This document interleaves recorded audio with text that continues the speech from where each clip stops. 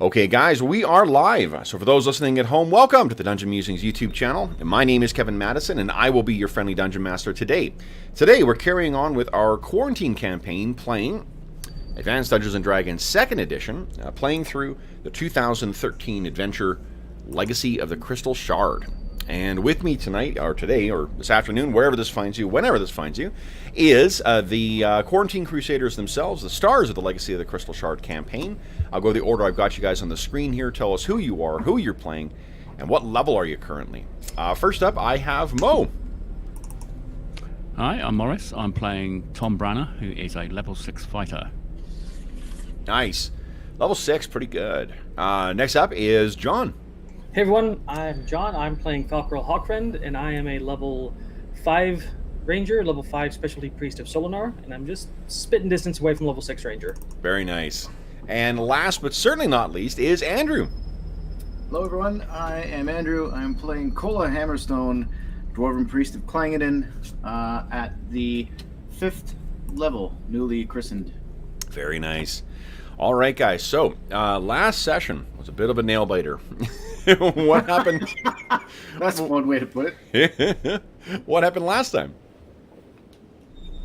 Well, mostly was just a bunch of...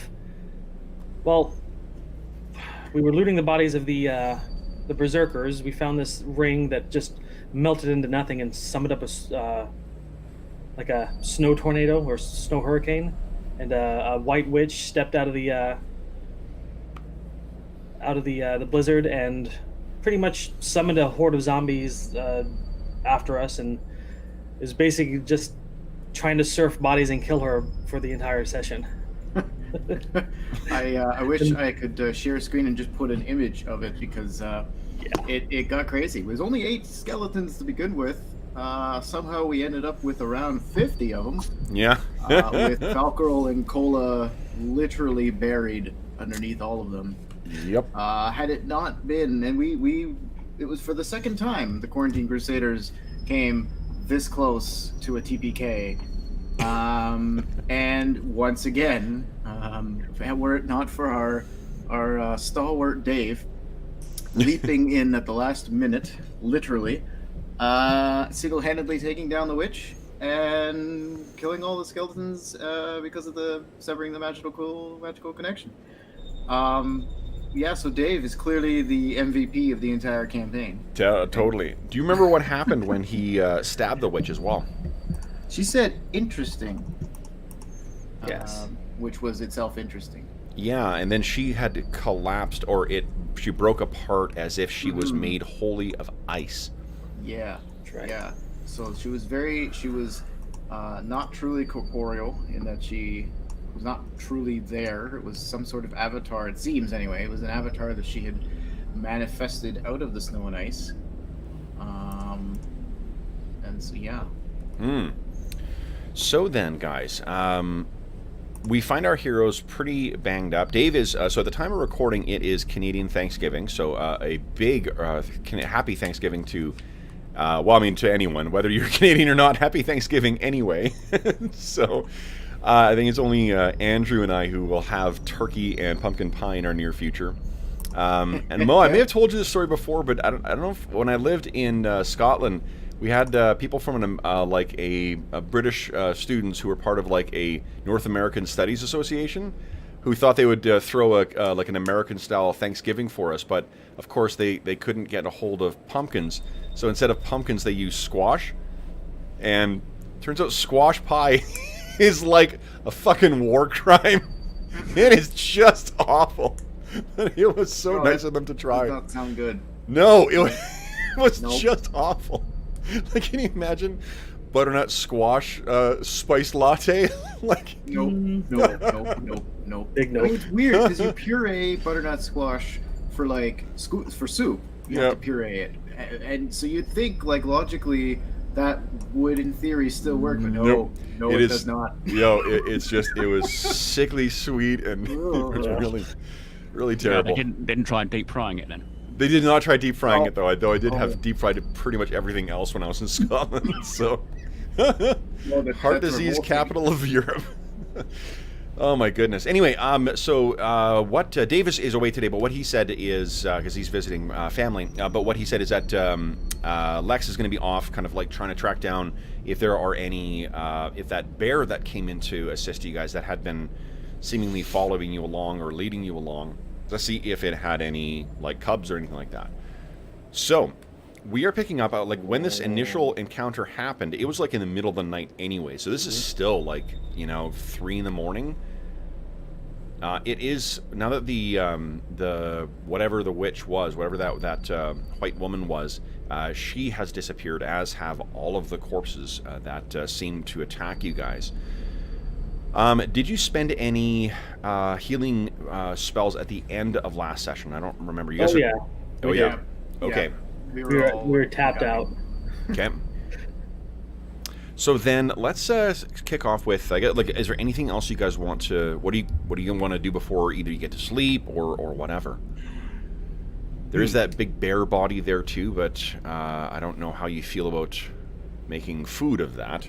I wouldn't think to do that. I'll nod to. I'll follow Falcaro's lead and just say, as tempting as it is, it's, far be it for me to turn down an avenue for food and nourishment, but it seems to me that this creature came to our aid, and it just wouldn't seem right to use it in that way. And we do have plenty of food from the reindeer and the rams. Probably give it a send off with Dawn. Otherwise, we should just let it lie. Okay. Tom, any thoughts on that? Well, yeah, because we did sort of get the sense that it maybe wasn't just an ordinary bear. Can I get any sense of any holy or divine presence in the bear, or any residual indication how would you go about doing that? Oh, I don't know. Probably not, because short of praying myself for some sort of guidance to see if there was to see if Clangeddon can offer any sort of I guess information about if they knew if another god had intervened, but maybe I don't think that's very likely. Mm-hmm. Yeah. So and one of the things that's not, I'm not trying to be obstructive here. I think that's one of the things that I like an awful lot about this, because like detect magic isn't a cantrip or something you can just wing out all the time.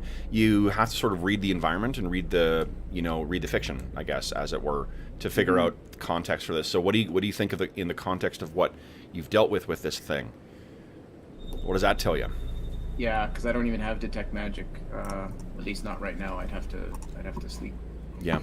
And by now, I think I can logically say that by the time I would be in a position to do detect magic, whatever magic may have animated this bear or helped it to our cause is probably faded by then. So that would be useful.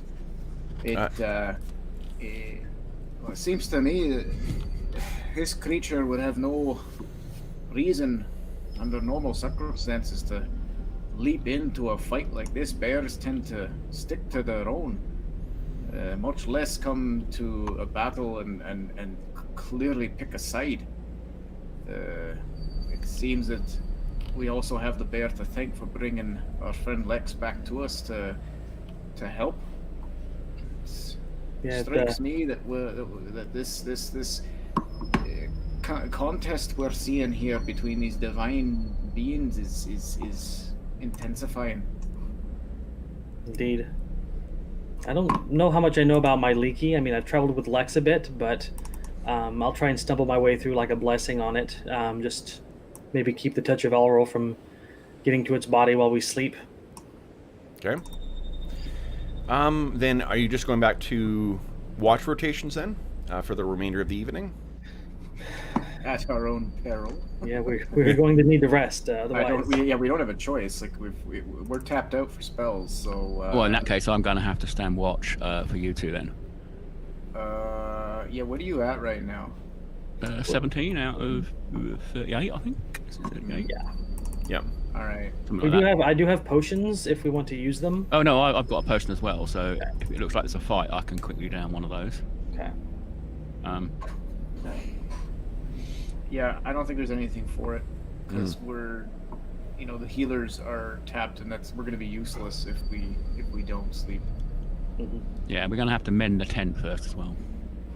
Oh yes, I can. That's something Cola can easily. Well, I do have some furs that I worked on getting us here that we could use to patch it. So I'll focus on the frame then. While you. Okay. So the what are you guys thinking of doing for the next day? No, I guess first off, no one here has weather sense or detect weather or whatever it is. no. No. Okay.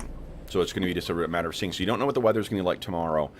You're not going to get any sleep during the night if you're going to be repairing the tent, because that's going to be a couple of hours worth of work to repair the damage that was done there.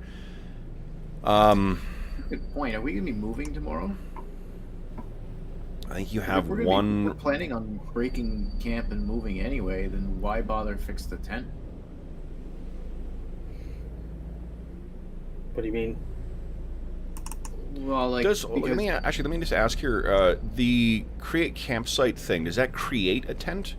Or No, is it well, if you don't have any, it uses your supplies, but if you don't have any, it creates a rough approximation of basic survival stuff.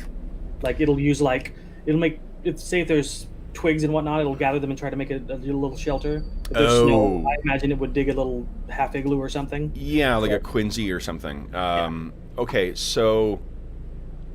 Yeah, I think I mean, with the amount of snow that's been falling here too, so I mean, if you want to ignore that, the difficulty is a Quincy is a solid structure.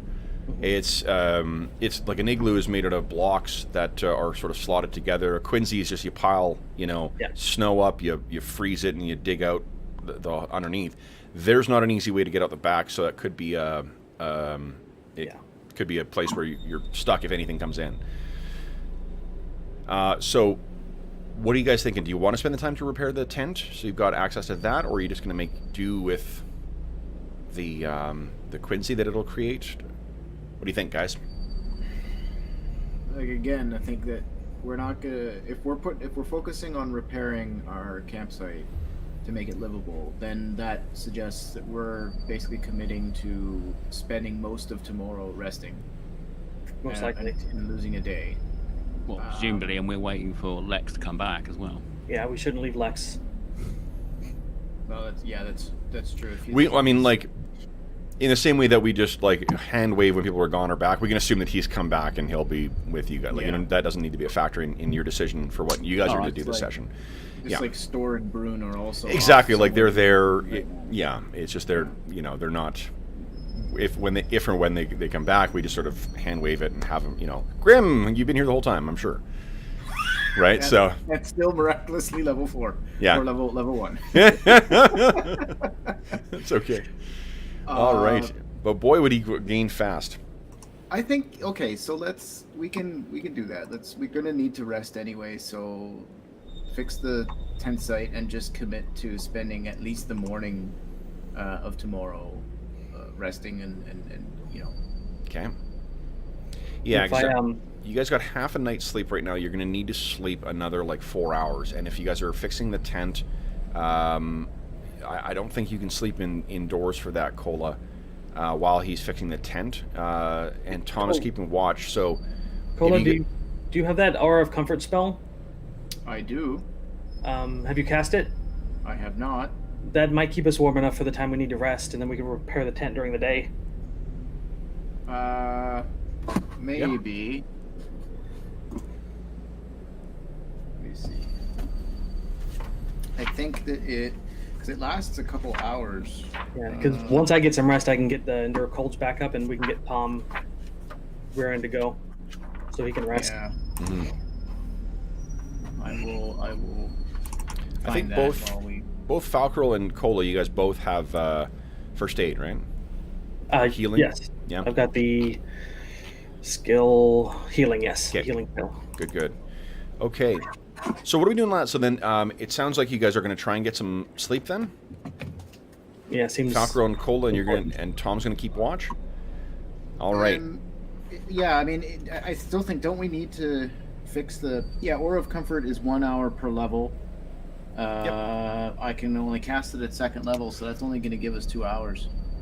2nd level? No, it's your level, not the spell level. Yeah. Oh, okay, so 5 hours. Yep, that'll be enough. That's enough for you guys.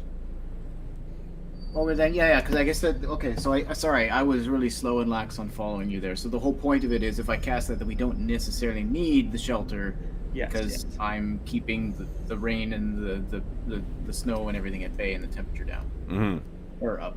Yeah. Okay.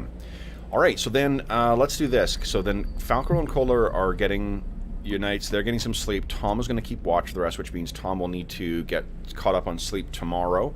Let's have, since Mo, you have not been involved in this discussion, let's have you play the role of Dave, of our weatherman today. So will you please give us 3 percentile rolls? See what the weather's going to be like the next day.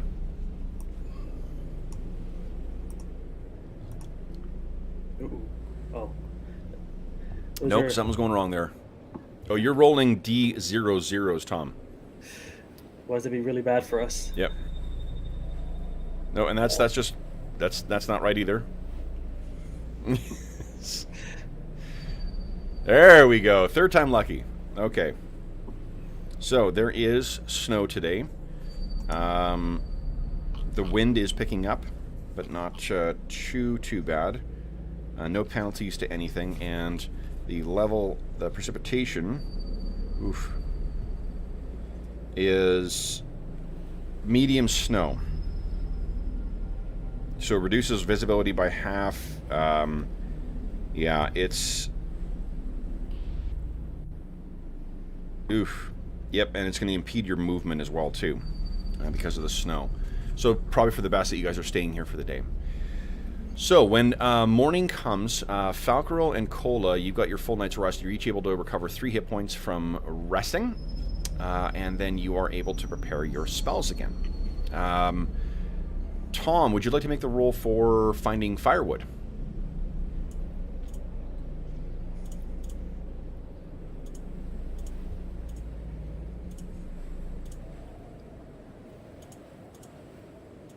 Let's see.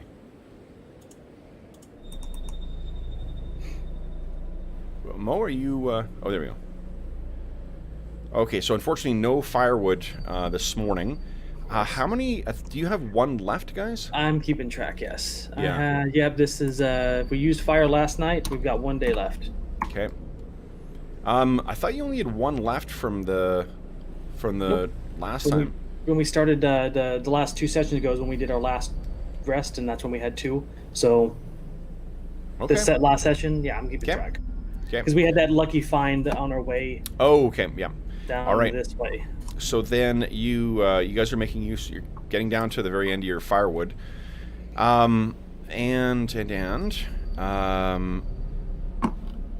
right. Because you used the firewood yesterday because you could not find it and you needed to treat the reindeer meat and stuff like that.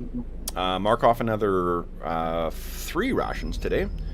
Okay, 3 rations. We got 59 left then. Okay. Of the reindeer. What are you guys planning on doing today? Falco and Cola, you guys can prep spells. Tom's going to need to get some rest, but... Sounds like preparing a lot of cure spells today. I think so. I got 3 Endure Cold that I'll prepare. Yes, so I'm going to go with... I have 1 Endure Cold, because I think between us then it's more than enough. 2 Cure Lights, 1, 2, 3, 4 Cure Moderates, Bless and Prayer, Aura of Comfort, and then I've got Crete Food and Water, and this is all, and then my like specialty Clangeddon stuff, Yeah. Allegor stuff. I got a repair injury at 3rd level in case we need it in a create campsite. Just, we may not need it today for staying, but, just in case. Okay, so I've got 3 Cure Lights and 3 Cure Moderates ready. Okay. So I'll spread those around. Let's patch up Tom. Q4 plus 3 for Cure Mods. 6 and 7. Okay. And then I'll do some cure lights on myself. All right. 1 and 2. I've got 2 healing spells put aside for later. Okay. How is Tom looking now? He should be at 30 out of 38. Nice.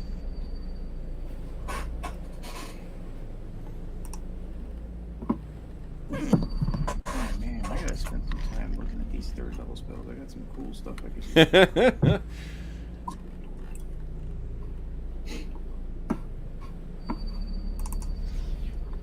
Okay. Turn off that. I did prepare a shillelagh just in case we need a magic weapon. Okay.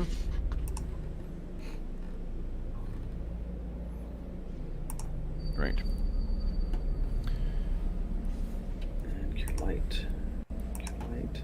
All right, while you guys are doing that, I'm getting the rest of your day set up. Tom, you can also assume that you are going to get your couple of hours of sleep. So you'll recover 3 more hit points. So we should be at 33 then. Okay, oh, that's not too bad.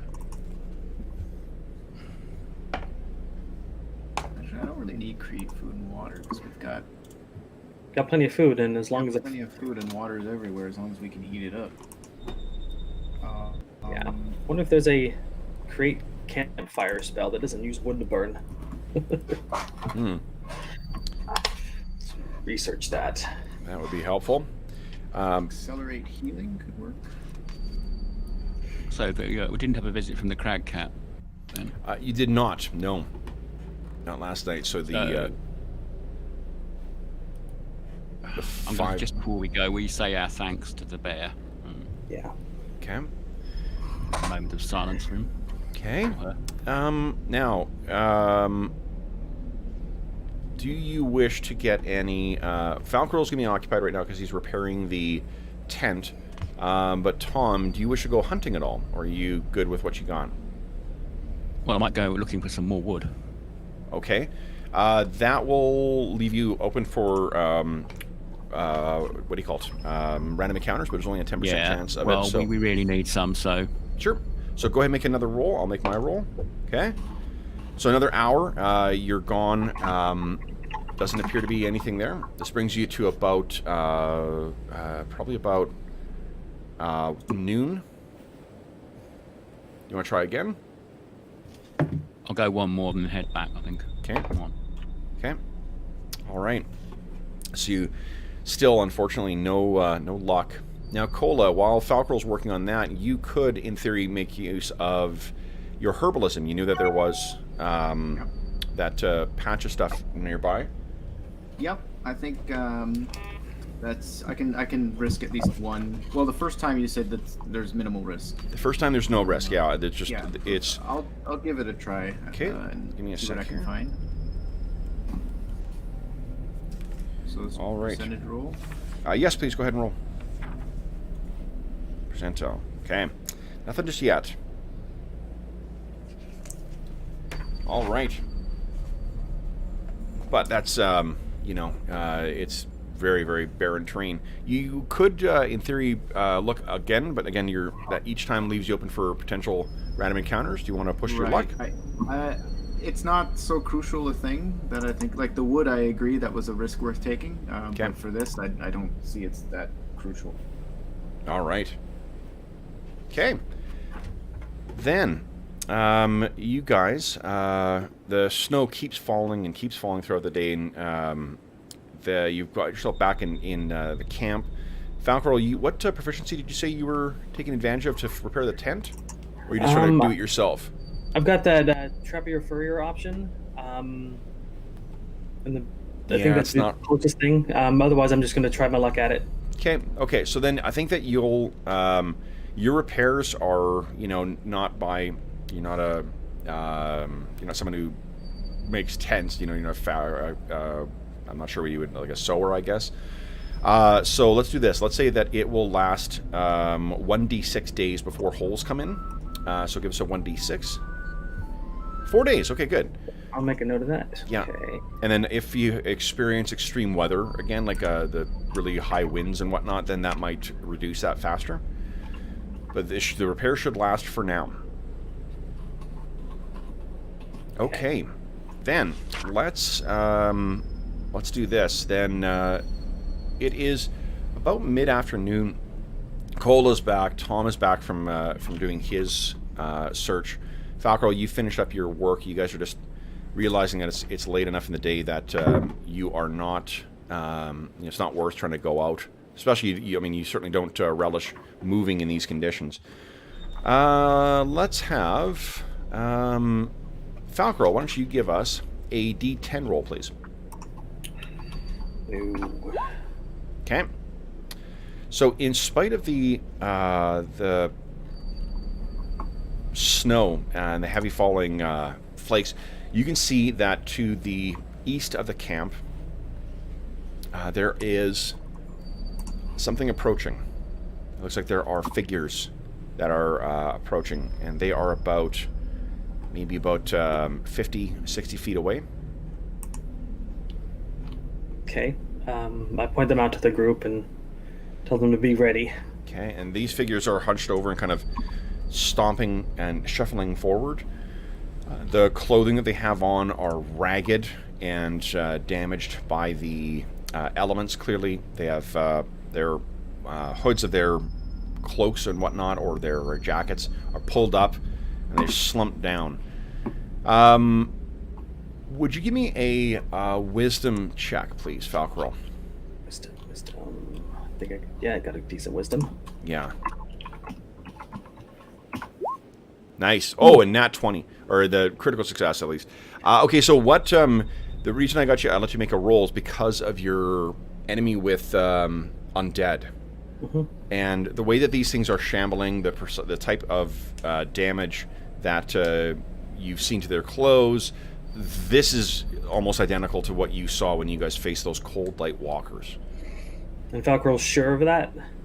You're about 80% sure. Do they look like they've noticed? That's above his. If it was below 80, he would have like just immediately drawn out an arrow and shot at him.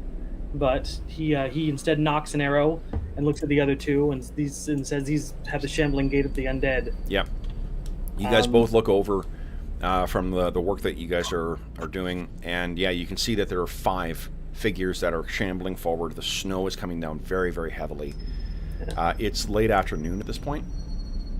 Falco, he'll shout out, friend or foe? Silence.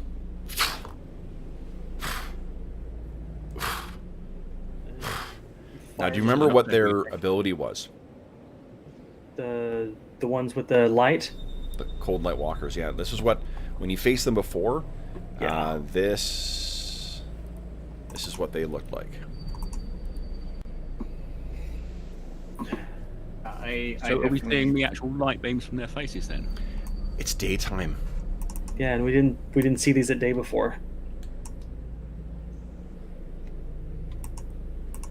I don't know, maybe if they're animated by the witch's will, maybe they're just on. Well, Tom was going to say autopilot, but Yeah. that's I mean, not a term that we know. But I mean, effectively. So, are they going to Are they going to head into the camp, or are They're they coming pass us directly by? for the camp. Yeah, if they don't respond to my shout, I'm going to fire an arrow at them. Okay. Now, you could do a trick shot and just try and like wing them or something if you want. You take a penalty to your hit, but Yeah, sure, let's try that. okay. So why don't we say like -6 to the roll? Same as like trying to avoid an ally. We're going to use my undead bonus. Okay. Yes. Well, I mean, you don't know if it's undead, so you can't use that yet. Okay, well, leave that up to you to educate. Okay. Nat 1. So what happens? First off, you guys have 3 points of astonishing fortune. Yeah. But what I use happens, unless you spend it, is that it hits one of these squarely in the head. Fuck! If this is just a poor lost tribesman, you just fucking killed this guy, and they drop down as well. Do the others respond to what happened? They do not. Don't hesitate. And the one... Okay, so the other one is getting up. Let me move these to the token layer. And you have cold light walkers advancing on you guys. Okay, so let's set it at round 1. And let's see. Let's start with Mo, because Mo may have to step out to go in for his cleric. Mo, let's start with you rolling initiative. Everyone decide what you're doing for the round, and then Mo kind of beat my 5.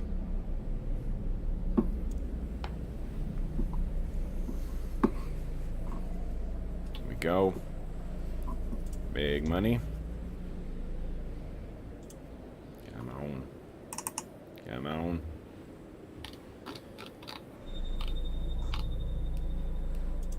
8. Oh, yeah. All right. So then that means they are acting on a 5. So I'm going to start shambling them forward. Give me a second here. Okay. How about I go to the right layer too? Let's get some dangerous music. Where's John's favorite track? Oh, that's not it. Nope. That's the one. Alrighty. So, these things will first shamble forward. Let me just select them all. And 1, 2, 3, 4. Oh, you know, one of them actually would have needed to stand, so I'm going to move him back a scooch. Turn this music down a scooch as well.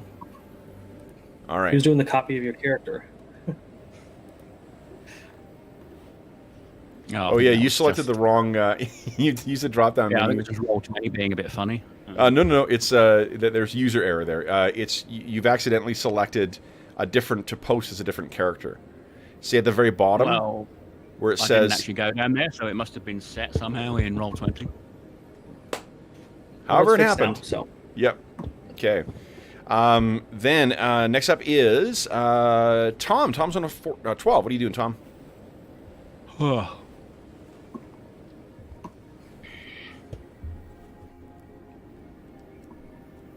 Mo, what are you doing?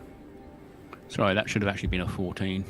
So I'm on the same as Same as everyone else. Okay. yeah, I got my bow out, so I'm going to give it a shot with the bow for the first turn. Okay. So. Now hold on, guys. Do you picture that your characters are? I can picture that certain things like your melee weapons would be on you. I can picture that some of the archers would have them close at hand. But Tom, do you really think you're walking around camp with your bow strung to your back too? Well, yeah, I've just come back really from being out. No, you didn't. This is like late in the afternoon. You got back at 1. Well, I think I'd want to have every weapon on me. Okay, I mean that. If you're working around camp, that doesn't conform with my experience with camping, but it's your character. Yeah. Okay. Yeah, and I do have the mace on my belt as well. Okay. Well, as I said, I can picture how carrying melee weapons would not be difficult to try to work around camp, but carrying every weapon on you like Boba fucking Fett does seem a little extreme. But, all right, Calm. Go ahead and make your shot. So Wasteland's got us paranoid, Kevin. Now we're fighting con-draining monsters again. Okay. That is a wide miss for your first shot. All right, then next up is either Falcaro or Cola. I may just put a hand on Falcaro to just hold off just a second. If we're going the same round anyway, if that's okay. I'm going to say an incantation, and a light blue aura surrounds me, and then surrounds my friends, and launches out against my enemies, changing color to a like an orangey red or something like this, as I cast Prayer. Nice. Much like Bless, in that we all get some bonuses. However, there are a couple changes, guys. So first of all, this goes off immediately, not at the end of the round. You gain +1 to your attack and damage and saving throws, and enemies get -1 to those same. What's the range of the enemies? Area of effect is a 60-foot radius. Okay, that'll catch all of them. This is what I finally get access to at 5th level. Nice. All right.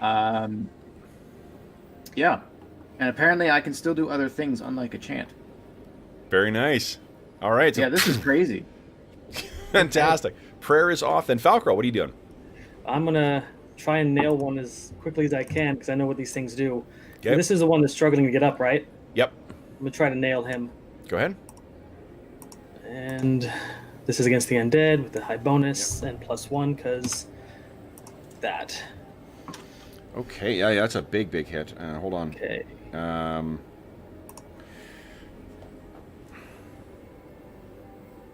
But your, I think we went through this before. Your arrows are not magic or silver, right? Wait, these things have to have magic with them? Magic or silver? Yeah, you guys fought these. Well, I things. was blinded the last time, so. Yeah. So you wouldn't know. So no. So you hit it again, a solid hit, but this thing continues getting up as if like nothing's happened with it. Then I'm gonna step back a bit and prepare to get my quarterstaff out. Okay. Then it is. Falcro's in the fire. Oh, could I? Oh, am I in the fire? I don't see it. Oh, hold on. Oh yeah, it's on the DM okay. layer. Hold on. All right. Tom, having seen how effective Falcarol's shot was, do you want to make your second shot? No, I will just drop the bow. Okay. And I'm going to move back to line up the fire. Okay. Um, All right. All right, guys. That, I believe, is the end of round 1. We are on to round 2. John, initiative passes to you, so you guys decide what you're doing with your round. And then, John, once again, beat my 5, please. Nope. Yeah. Oh, shit. So, let's see here. What is the range?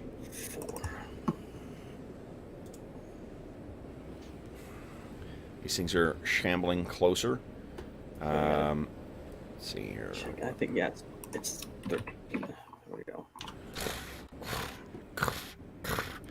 And you can see now, like little, even in spite of the daylight or the ambient daylight, there is light that's shining out from within these things.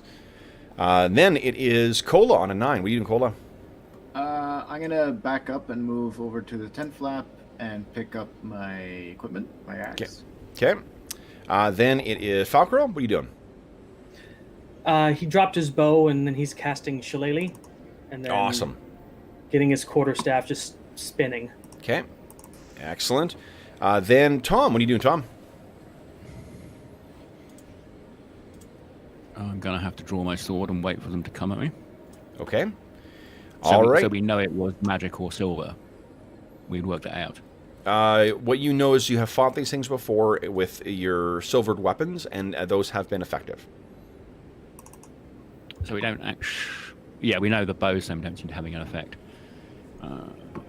Okay, yeah. Draw out the sword then. Okay. Then it is, I think, the end of the round. Guys, no one's got any favorite attacks. We're on to round 3. Okay. Andrew, we're going through the full cycle already. Everyone decide what you're doing for the round. And then, Andrew, would you kindly beat my 4? Oh, sheets. All right, so these things stagger 2 up, and then 2 of them snap their heads up, and you see there's that bright light flashes out.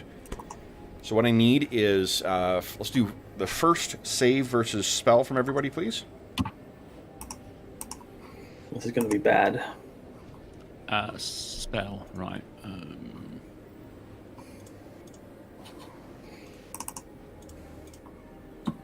Okay.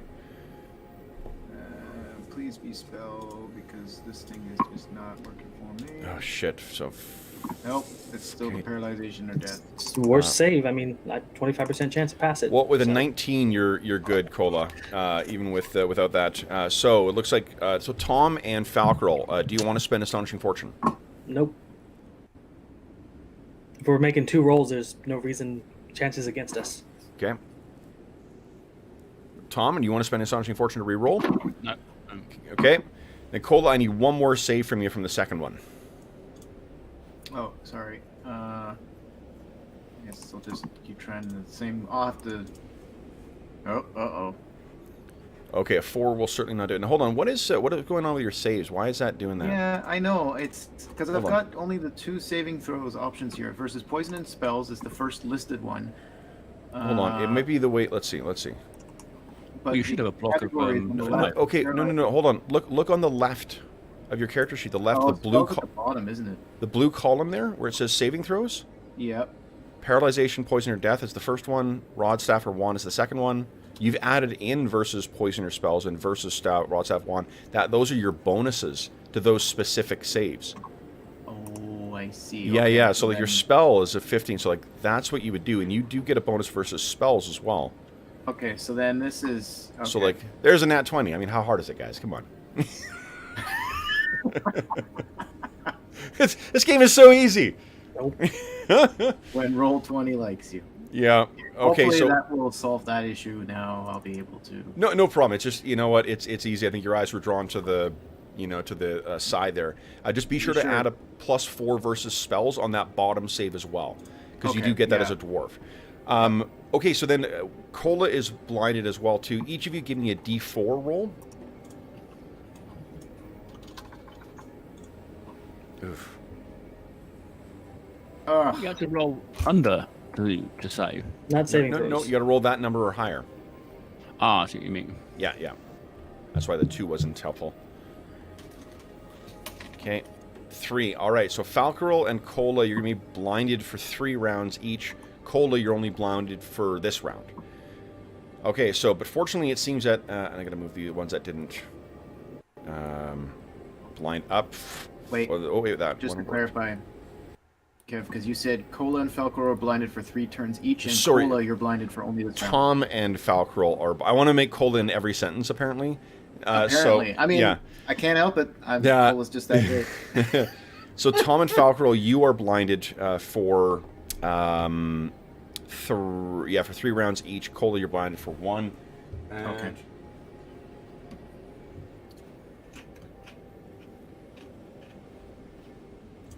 All right. Then what I need, let me mark the ones that I've used there. Hold light and start counting it down. Alrighty. Then it is the rest of you guys. So you had declared, I think, based on the initiative numbers there, you were planning on attacking, which means you have access to half of your combat move. So what do you guys want?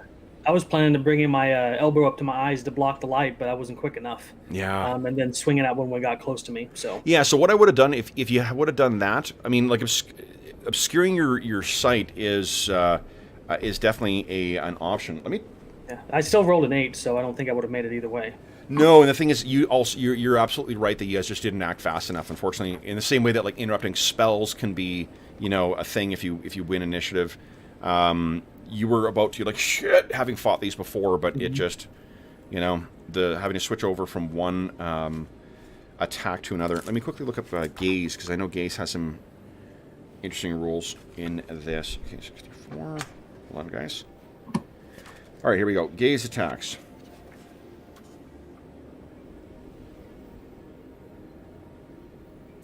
So if you're avoiding gaze attacks, what you do is you're looking in the general direction of the creature without looking into its eyes, which is kind of what you're doing here. It enables you to see the target well enough to fight normally without falling victim to the power. However, there's a 20% chance each round that an attacker trying this trick will accidentally finally meet the gaze of the creature. Okay. Okay? So that's what you would have been trying to do. But you didn't, unfortunately, didn't get to act fast enough. But anyway, good tactic, though. So I want to make sure you knew what the potential consequences were. Cool. So then, you guys, you have this round. What are you trying to do? And you can hear the sound of the feet crunching through the snow, trying to get towards you. What are you doing? I'll walk towards the sound and try to hit it. My My idea was to raise my hand up and walk forward and try to hit something. Right, but they moved after blinding you. So, Well, they made noise, right? I tried to walk towards the noise. okay. Pretty windy. Give me a wisdom save at -8, or wisdom check at -8, please. Let's see if you make this, then I'll let you move directly to where they are. Barely missed it. Oh, you have astonishing fortune if you want to use it.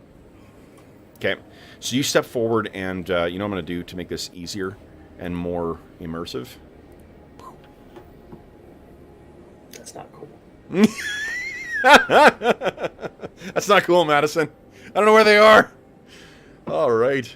Okay, so then they have... yeah, so you step forward and swing wildly, Falcro. What about Tom and Cola? What is your response to being blinded?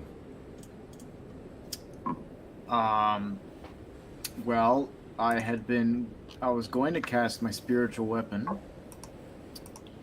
which I suppose I could still cast. I just can't actually use it this turn. Yep.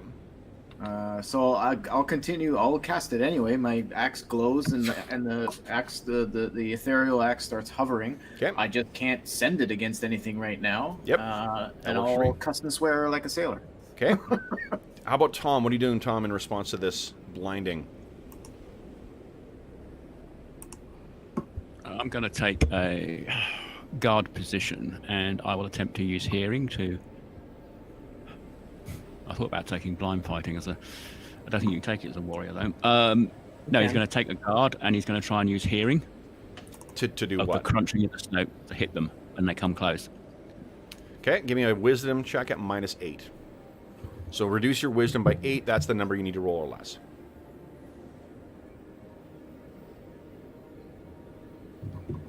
I don't know what your wisdom my is. wisdom is 16. Okay, So so I need 8 or to- less. I'm at 40% chance. Does the prayer? No. Prayer is only saving throw, not. Oh, hey, was anyone on the border with their saving throw? Nope. No, I put the. Oh yeah, you +1 guys in. thoroughly turfed it. Yeah, I rolled a 2, so. Yeah. Ooh, we 4. did it. So you can, yeah. You'll be able to do that. So next round, if they get into melee, you will be able to make your attack. Okay, so then. I'm going to call out. I'm blind, so no one go near me. Okay. Same. Because you can see the sword. You're not alone. Quick fight back to. Oh God. Okay, that's All right. one round out of So I think 3. Mo, I think we're back to you rolling initiative now. Cola, your sight will come back this round. Falcro and Tom, you have still 2 more rounds of blindness. All right, so Mo, would you kindly beat... Everyone decide what you're doing for the round, and then Mo, beat my 3, please.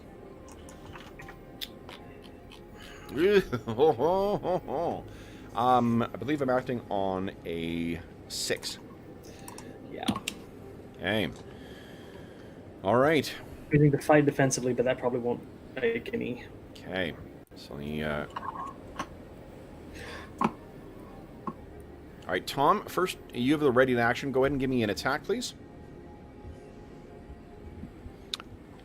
Okay. Okay. Oh, yeah, definitely hit. Excellent. Go ahead and roll damage.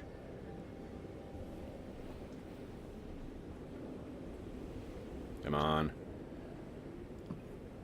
Medium-sized creature. Okay. Big hit. Don't quite take it down, but like that would have been a lethal strike on any lesser foe for sure. All right, so then Tom, I have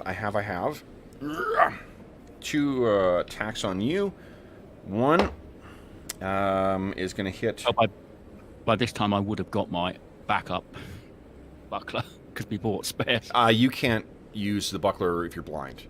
The only way okay. that buckler would be useful is in to that case, specifically, like a shield, you can hide behind the whole thing, but a buckler, like there's no way that that's gonna. Yeah.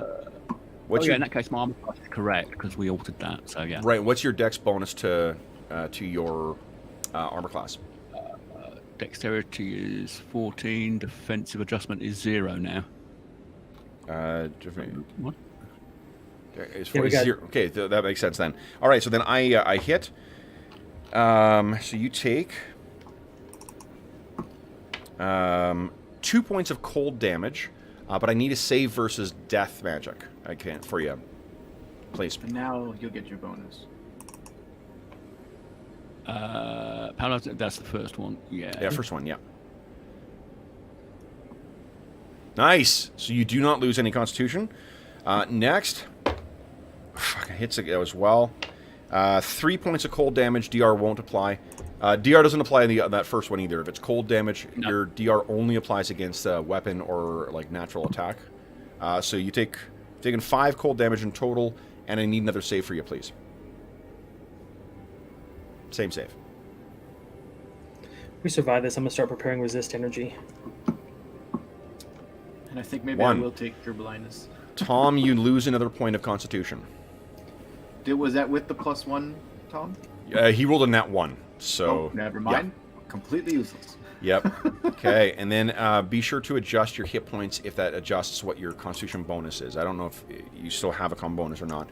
Falcarel, a couple attacks on you. So here we go. AC is 2. AC is 2, all right. Yeah, we never actually fixed any of the stat damage, did we? Not yet, no. Okay, so I got 1 hit on you, Falcarel. That is 3 points of cold damage, and I need a save, please. I'll roll the last 2 just so you know whether... Okay. So I do... Hey, nice, yeah, so that one's successful. And then another 2 points of 2 points of cold damage. I need 1 more save from you, please. That was my best save, so... Okay, nice. So, it's 2 successful back-to-back saves. That's good. Just taking a little bit of damage is all. All right. Then it is Falcarel. What are you doing, Falcarel? Attacking the nearest one. I'm fighting defensively if that matters, but I'm just swinging and trying to... You can't fight defensively when you can't see your opponent. Okay, well then yeah, I'm like that's just... them. Sorry.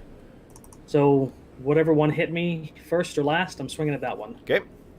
So, don't know if it's going to work, but...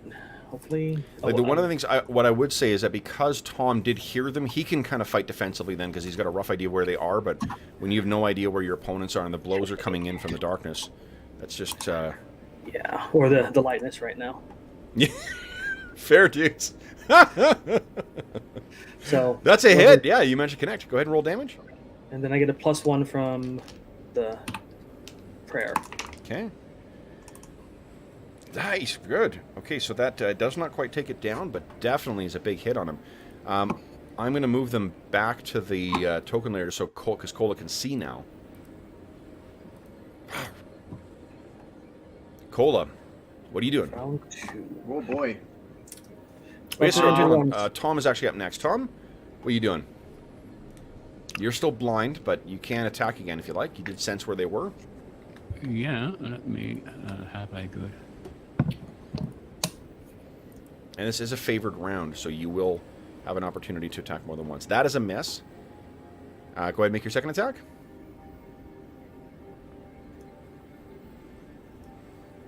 Oh, no, your second attack comes at the end of the round. Yeah, hold on. That would be an AC of 2, because I forgot to add the +1. AC of 2 will hit. Go ahead and roll damage. Okay, well, I'll cancel that. So... then Cola, you'll be up next. What are you doing? I'm going to be using the spiritual weapon to attack. It's up to you whether I hit the same one. And that's 10 damage. I'll be fighting. Okay. A spiritual hammer. Okay. So you can see now where they are. Go ahead. I'm going to... I might as well go after the one that's on Tom. That way he's completely free. Okay. And we can... I haven't taken con damage. Come on. Save Tom. Okay. Well, I've taken 3 points of con damage and 2 dex from the witch. No, So. That's good enough. Go ahead and roll damage. That's good enough? Yep. Eh? But Tom's 3 didn't hit. Well, he's blind. He's a blind. penalty. Oh, right. I can actually see this mofo. Yeah. All right. That makes so much more sense. Here it comes. Don't forget the +1 from prayer. Nice. Okay, let's see how many hit points this thing has. Okay, so it's injured, but not down. Okay. Then it is, I think that's it. Oh, so Tom, you have your second attack now? You haven't hit twice as well, so you're aware of where the second opponent is. Go ahead, make your attack. I have added the. Yeah, ooh, that's a hit. I added that in that time, so damage, and again this is +1. Yep. Oh no, I'll add the miss bonus in actually. Ooh. Nice. Okay, that is enough to take that one down. So it will not have a chance to use his blinding flash on Cola. That is the end of the round then, guys. We're on to round 5. One more round of blindness, Tom. Yeah. We don't know that, but we do. Okay. Then... Yeah, when I hear the crump of the fall to the ground, I'll do the correct return to the guard position. Okay. Then it is... who's rolling? Tom, you lost, I guess. So, John, it's up to you now. So everyone decide what you're doing for your round.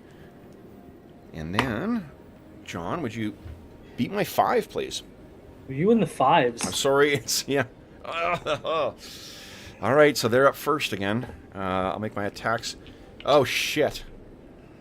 Cola might be blinded again. So let's make... I'm going to make my 2 attacks on you first. Can't blind somebody's already blind. Only 1 hits, so I need 1 more save from you, Falcro. And you take 3 points of cold damage. Oh. You want Astonishing Fortune that? I would, Okay. because I really don't need to lose con. Yeah, definitely. Nice. Made it. Excellent. Okay. All All right, so you want to take the damage, and then this thing... for Andrew to get his headphones on here. All right, Andrew, so this thing, the one that has the red dot on it, it turns its head towards you and again flashes towards you, so I need a save versus spells, please. Now that I can actually do that, Okay. And remember that make sure you've got the entry of the +4 from being a and dwarf. Well, I enter that into the modifier column. Yep. Yep. Yes, that's right, yeah. Okay. Okay. Let's see. And I get to add a +1 because of prayer. Yep. Here we go. Nat I 20. didn't need it. Nice. So you look at this and you turn your face away for a split second. There's a flash. You look back. No blindness. Even maybe, can I say with a natural 20? Not that I expect an effect, but I just glare at it like, oh yeah, sure. No. If you want to open your eyes towards it, by all means, you know. No. I can go ahead and blind me. I don't care. I can fight blind. Wait, I can't. Oh my God, what did I think? So, It's not a homing spiritual weapon. It's it is not. No. So let's see here. John rolled a 8 for initiative. So if you guys can enter in what you're doing, I've gone with my bad guys because they are. I think I'll go first because my initiative is a 1. Yep. So go ahead. I'm going to swing at the same area I swung before and connected with something, so that. Okay. Go ahead. That's not going to hit. No, it's unfortunately wide. All right. Next up is Cola or Tom. Well, Tom can't. Yeah, He's still in blind. defensive, so he's sort of like looking around. Cola, what are you doing? You shift that spiritual hammer. Is gonna move over to this guy over here. I think mine. Yeah, Tom, you can't. If you want to move yourself, I'm going to require a wisdom check. You cannot sense where anything is right now. No, I'm just going to stand there and Okay. listen. Okay, perfecto. That is a hit. nice. Yeah. Okay, go ahead and roll damage. See if it's sufficient to finally down this thing. Oh, shit. Yes, it is. Boom. That one's down. Then we have, I think that's the end of the round, right? That means Tom and Falcro, your vision returns. Okay, I'm going to have to go now for a second. Oh, he's blinded again. Oh, my God. How did that happen? How did that happen? Okay, so then Falcro can see, Cola can see, and it has been one more round until I get to use that flash again. So No. let's see, guys. Falcro and John, I think you're rolling. Oh, you lost initiative again. Yep, I did. Cola or Andrew. Andrew, here we go. Should beat my 5. Stop rolling 5s. Well, it gives you, a little bit of room before. 5 tied. Nice. I gotta go. I'm acting on a 3, but Falcro, you're up first. You're on a 3 when you roll a 5? No, sorry, I'm on a 3. I'm on an 8. Oh. Yeah. Like, So what? yeah. Okay. Fighting defensively. Does that just how does that work? It doesn't. Okay. You're well, assumed to be fighting defensively already, so. Okay. Well, I'm trying to bash this thing over the head with as much force as I can muster. It appears you were successful. Plus 1. That should be 6 damage. Okay, Click, we quick. glanced. Let's see here. Okay, so I'll put a bar on this thing quickly. AC is 1 against the first attack and 2 against the second now. Because Okay, I can use my buckler now. excellent. And here we go. You have 6 points of damage. I think. Can you see the bar on him? The bottom? Yes, sir. Excellent. Okay, so you hit him, but it and there is something solid that's in there. You remember from facing these before that there is a frozen corpse somewhere in there. Let me just get rid of the ally there, and I'll replace it with one that actually has the proper bar on it. Okay, I figured out how to import the tokens, by the way, too. So I don't need to set up tokens for any of the things that are out of Rime of the Frostmaiden. Yeah, it's pretty cool. That transmog feature is pretty awesome. All right, so then let's see here. I'm on an 8, so I got 2 of these things. Listen how satisfying those icy cold dice are rolling. Oh my goodness. I miss both times now. God. Yes. So they're trying to get at you. Now that you can see, you're keeping these things at a distance with a combination of your agility and your expertise with this staff fighting. Kolda, what are you doing? Same thing. I might actually, though, take a bit of a step back. Okay. How long does spiritual weapon last? Oh, that is a good question. It's a decent amount of time, I think. Duration 3 rounds plus 1 round per level. Oh, so you get 8 rounds. Yeah, we're on round 5 right now. When you cast it, Second round. Third round. Actually, right. Hold on. Third yeah, round. yeah. So that means it'll be 11. Round 11, it'll go till. There only So has 2 rounds left. yeah. All right. So then, spiritual weapon. Well, I'm moving, but I'm going to do the spiritual weapon on this guy here. please do. Oh, and I'll roll hit points for him. Let's see how tough this sucker is. Ooh. Nope. Never Oof, mind. he's actually tougher than the other one. Lovely. Hey, I'm not making it easy for you. Come on. You want to earn these. I do want to earn this. After last session, come on. Madison, throw us a softball. Okay. So then, yeah, that is unfortunately a miss. It comes narrowly close to hitting Falcarel. Then it is, I think, the end of the round then. Falcarel, you don't have a second attack. Tom is unfortunately blinded again for some source. So we're on to round 6, guys. Okay, then, John, back to you again. Everyone decide what you're doing for the round, and then John... Well, didn't roll a 5. Beat my 6. Hey, nice. 3, excellent. Okay, I'm on a 9. Falcarel actually drops his quarterstaff and draws out his 2 silvered weapons and goes to town on them. Okay. Just because he figures more slashing quicker is what he needs to do. Sure. So that's going to make me on a 6. Okay. Okay, so I'm on a 9. So Falcarel, you're up first still. And I am going to... Wait, Tom's sword seemed to do fine. Piercing attacks? No, Okay. slashing. Yeah, I'm just going to attack them. Sure. And if it doesn't go well, I'll use a blunt again. So, Okay. one for prayer. Sounds good. These things do not appear to be skeletal, so... Okay. Yeah, these things are more corporeal than the skeletons we were fighting before. That is a solid hit. Go ahead and roll damage. That's 8. one at the bottom I was Okay. attacking. Use slashing damage. Strangely, the slashing damage seems to actually heal them. No, I'm kidding. And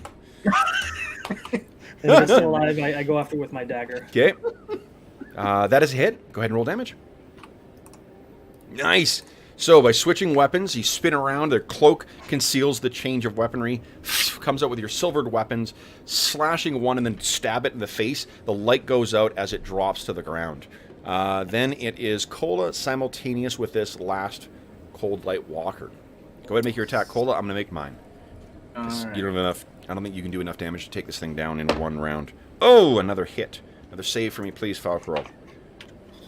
Oof, only 1 point of cold damage, though. You want Astonishing Fortune that? I made that. Oh, you made it. Yeah, of course, it's higher. Duh. Come on, I'm Kev. like, Jeez. you Quit can't cheating. have my con, Dev. Yeah. Okay, can't have it. That's- Cola, that is a big hit with your spiritual weapon. And 4 damage. That's with the +1 4 damage too. Okay. Oh well. Alrighty. Then, is that with the +1? That's with the plus. That's with +1. Yes, it is. He Okay. rolled better one. Okay. So then, I think that is the end of round 6, guys. We're on around 7. Mhm. John, you're kicking my ass with initiative. Finally, putting me in my place. Let's everyone decide what you're doing with your round, and then John, beat my 4. Beat it. Yes, nice. One on a 5. Okay, I think you're up first because I think Cola is just a couple after you. Really So go hating right these ahead. undead. Really, really. That is a hit. Ooh, not a great one though. Well, can't hit hard all the time. Mhm. And the fact that I'm hitting it all is a plus. That's a hit as well. Remember, you're not getting bonuses now. Just to be clear. Okay, yeah. Prayer's done. Boom. Okay. Good stuff. All right, you're starting to hack away at this thing. I will be acting on a 7, so simultaneous with Cola. Is that right? Yeah. Yeah. Okay, so Cola, go ahead and make your attack roll on this, and I'll make mine on Falcor roll. See your Falcor roll. 16, that is definitely a hit. Yeah. Falcor roll, take 3 more cold damage, and 1 more save, please. Nice. Yep. Can't have my con. That is a miss with the axe, unfortunately. Yep. Okay. Oh. I get to do something fun next round, guys. No, you can't. It's coming again. All right. Then, that is the end of round 7. We are on to round 8. This will definitely be a consequential initiative roll here. John, you are still Got it. putting me in my... I'm so sorry. It's a 1. Oh, shoot.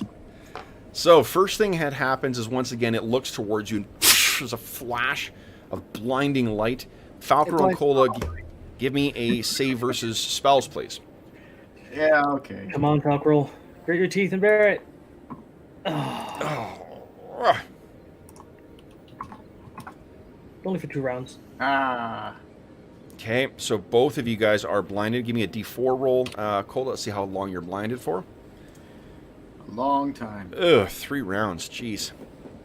Apparently, your glaring at it technique did not work, Nope. in every situation. By the time I come back, spiritual weapon will be gone too. So Oh, shit. All right, so then for your 3 rounds, that'll put you at, we're on round 7, 10. No, you have 1 more round of spiritual weapon. Spiritual weapon lasts until round 11. oh, okay. Well, Yep. all right. Then I'll just it'll just sit there floating. Yeah. Feebly kind of Falcor will swinging be into the air. like, God damn it! All right, so then, Falcor, you do know where this thing was, though, so there's the upside to that. Go ahead and make your attacks. Gonna flail at it as much as I can. Here we go. Falele. That is a miss. Oh, what? Oh, man. Okay. Come on. Dagger. Okay. Cola, I guess you're doing nothing. That's the end. I might actually. I was close enough, and I think I can justify that I knew the tent was close enough. I'm gonna try to move to it and just put a hand on it. Sure. Yep. Yeah. You only move in 5 squares as your whole action. I'm fine with that. All right. Okay. So then it is round 8. So, John, we thank you for your initiative service. We're off to Andrew. Andrew, would you, of all of you, please decide what you're doing? And then Andrew, beat my 3. Nice. Excellent. I'm on a 6. Falcor, go ahead and make your attacks. Flaily. Here we Come go. on. See if you can get him. Come on. Oh, my goodness. Dagger time. Here comes the dagger. Oh, Yes, that's a oh, hit. yeah. Go ahead and roll damage. Max damage. Come on.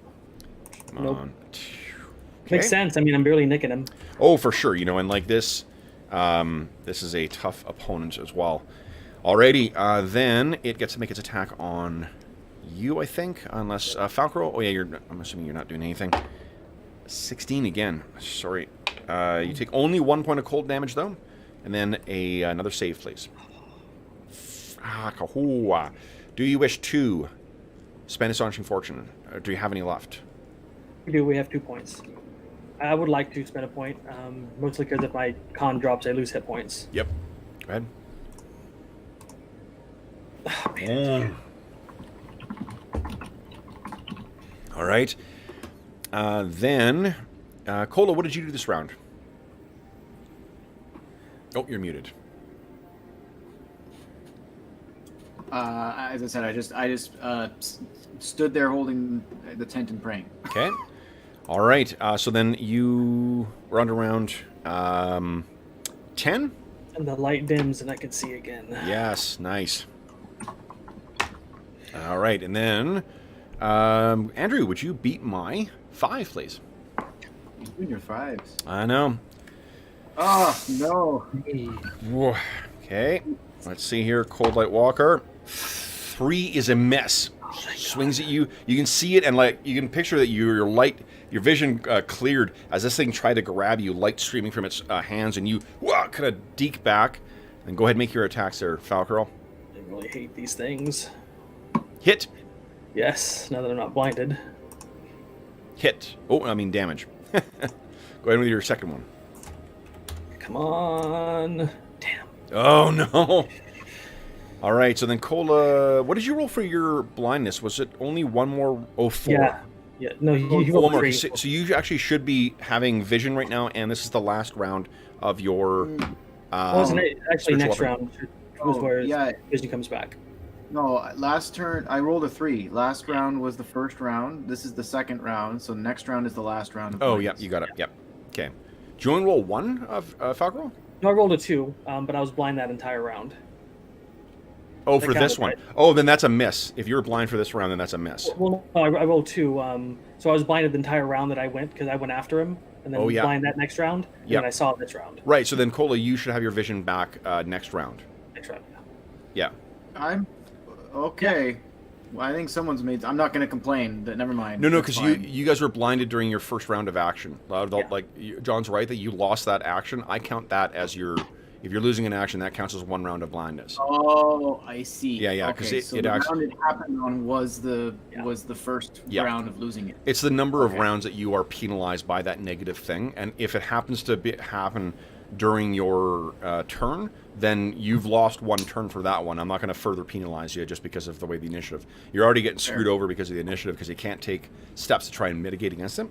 Yeah. So Okay. it's my bone I throw you for continually blinding and draining your constitution. So some might call that a win. Others might say that's fucking ridiculous, Madison. I mean, it's a finger bone, but it's a bone. Yeah, exactly. All right, so then we're on to round 11 now. The spiritual hammer is the final round of existence. Who's rolling initiative right now? That'd be me. John, I am so sorry again. Because I rolled. Actually, I rolled a 9. Deked you out. Beat it. Nice. All right, so I'm on a 12. Falcarol, it is down to you. This thing is barely hanging around. Can you take it down? Ooh, that'll do it. Dagger hit, not That will do it, and it is down. You don't need to roll damage. It had 1 hit point left. All right. Oh my So, God. so they are down, and the snow continues to fall. What is with this? How much is he going to interfere with the material realm? This is ridiculous. Well, what did the guide, our I think his name was Periton Snack. What did he have to say about these things? How did they come into existence? When people like that out in the tundra, and the tribesmen. She gets the use out of them when they're alive, and then when they die, she uses their undead souls. That's what's causing it. Yep. She uses the whole buffalo. Okay, guys. So it is still midday. What these things seem to be down now. What do you do? Well, Cola should go see to Tom. I'm gonna gather the bodies and try to give them a proper send off. Okay. Yeah, I'll go to Here, let's do something fun first. Let's give you guys have fought hard for this. Let's do something that may be fun. We may have separate. different Would you definitions each? of- Yeah, ideas of fun. They also have undead rot grubs. No. Would you each please give me a percentile roll, please?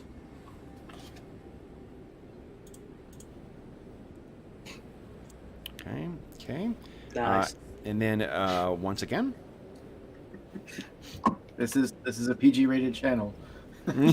Yeah. Well, no. Yeah, with my language, I don't think so. Someone describe it as distinctly not safe for work. Okay. So Cola, one more, please. Okay. And then one more time, guys.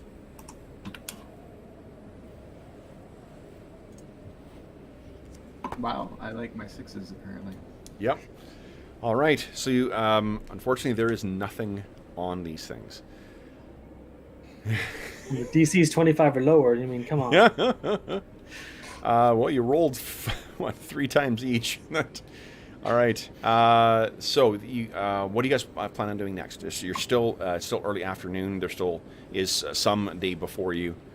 What do you have planned? Well, I'm going to try and patch everybody up with the rest of my magic. Okay. I'm doing. I'm gonna do a light cure light on Tom. Okay. Okay, I'll heal Tom up here. Get 6 back. Nice. Falcro, you need some. Ooh, 9. I would say give Tom more. He's the one lower on con. I've still got 1 cure light I can cast on myself, but I'm going to save that for an emergency if tonight gets bad.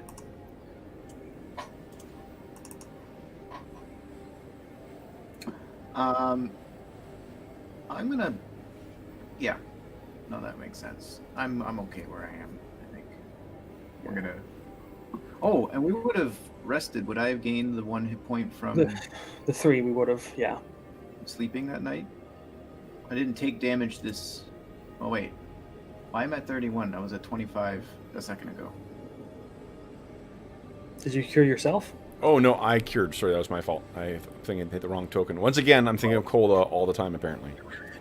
Kevin, I mean, Yeah, really. I am in a happy relationship. I'm flattered.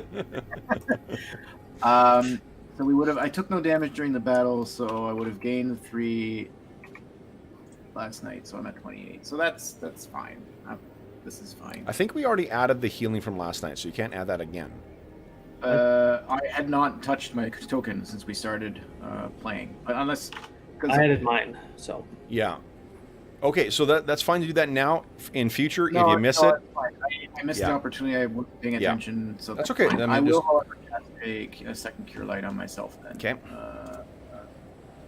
And pretty much gain the same anyway. Excellent, excellent, excellent. All right. So, the tent is repaired. You guys are ready to keep watch for the evening. Are you setting out the trap, or what? Not the trap, but the rations for the crag cat again?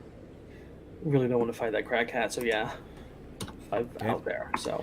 Okay, and would you give me a percentile roll, John, since you rolled? Can do. Okay, so then what?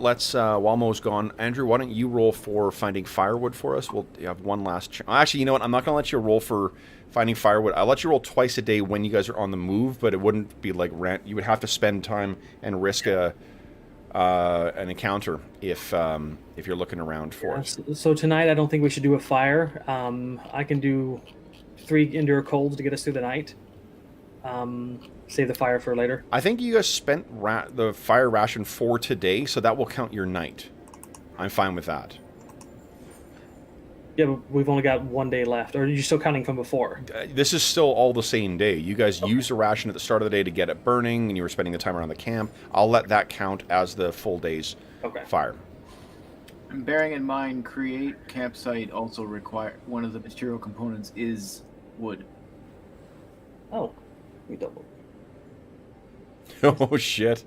Create campfire. Let me double check. Not to like be that guy. Piece of string, a bit of wood, and a drop of water. So it's just a bit of wood. It's not a whole ration. Yeah, it doesn't say like a whole. But it's consumed by it though.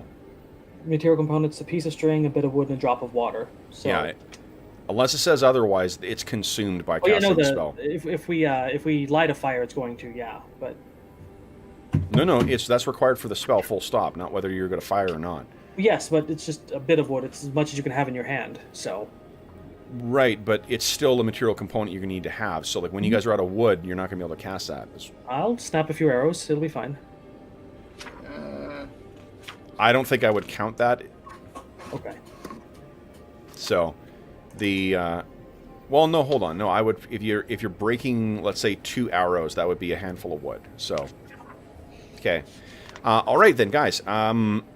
Anything you have planned for this evening?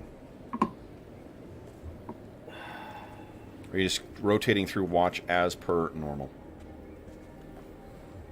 I wonder if I should set up a few snares. Just give us a little bit of advance warning if something sneaks up on us. Do you have? Oh, hello. I have set snare as a. Did you pick up material components for snares? You mean like rope? Yeah, like all the stuff you would need to make snares. I've got I think I would have. I took the skill like several levels ago. If you don't, that's a difference between someone having one thing that we're just making slight differences for. You guys have had plenty of opportunity to shop for that stuff, and that stuff would count towards encumbrance. Good. Okay. Good girl. So just rope won't suffice? You could use rope to make them. Yeah, that's fine. But it's going to be used up in that, though, because you'll be cutting it up. Yeah, that'll be fine. And then, but make sure, while the rope will be destroyed, you're going to have supplies for making the traps, though. Got it. Okay? So that I don't want that to, you're not going to be wasting it necessarily. It's just, it's doing something different now than what it did before. Let's see All how right. good the snares are. All right. So, the evening, hold on, actually, let's see what the next day's weather is going to be like, too. Would you guys give me 3 percentile rolls, please? 3D100. Uh-oh. Okay. No, that's fine. I can read them where they are. Okay, so it's no... Oh, boy. Okay, so there's no snowfall today, no precipitation, so that's good. There is quite strong wind, so this will count as 2 days for your repairs. Okay. And you are suffering a penalty to range attacks this this round, and there are light clouds overhead. So... Like -2 to our shots? -2 to your shots, correct. Okay. Okay, so you wake up, and the tent's going to last one more day for sure, but it's going to be a bit, tough. Thankfully, there's no snow today, so the going will be a little easier. And Okay. We should head off then. I think we need to be moving. We're losing time. Yeah. And I'm sure that that's what a witch is. That's precisely what she's after. Well, yeah, we do have another chance to heal and whatnot, so... yeah. Do you guys want to use any spells first thing in the morning? We're going to heal our natural 3 right now, because... Yes. Yep. Yeah. I'll add 3 to Tom for his night's healing. Now that we're moving again... Okay. I think we need. And I have you guys right here. I need to make me some silver arrows. Okay. Yeah, yeah. You have Boyer Fletcher, don't you? I do. Yeah, so you could absolutely do that.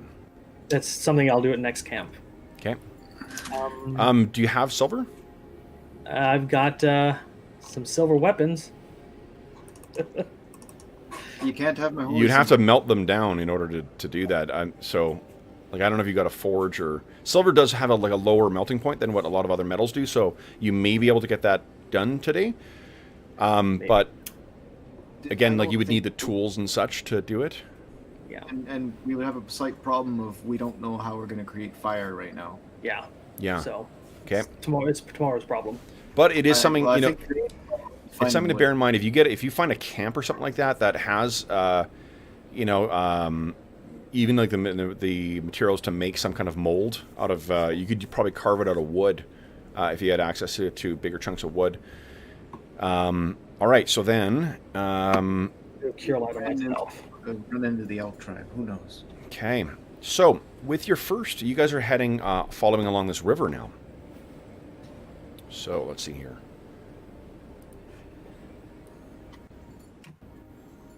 All right, so 2 miles get you to around there. So, you guys are setting out. Would someone give me a roll for... You had a fire, which means all your water is topped up too, guys. You would have had a chance to melt that. Hello, sweetie. roll for the find wood. Hopefully Yes, please. Percentile roll. Oh, so close. Holy. Honestly. Oh, no. You know, because you're walking on the river, you guys do find wood for today. Nice. Yeah, because of the Right, bonus. that's true. We said we're going to walk along the river. Yep. Okay, so now we got 2 days of firewood. Okay. And you guys are making your way along. The wind is a bit much for today. And then, Andrew, let's have you roll a d10 for us, please.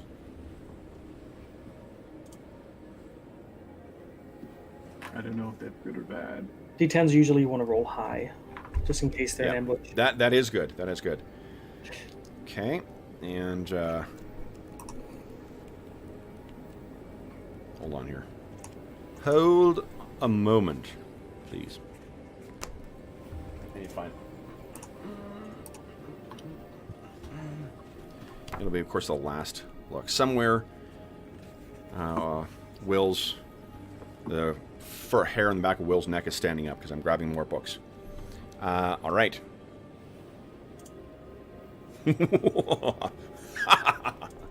Fantastic. Alrighty. Would one of you guys give me a percentile roll, please? I'll go for it.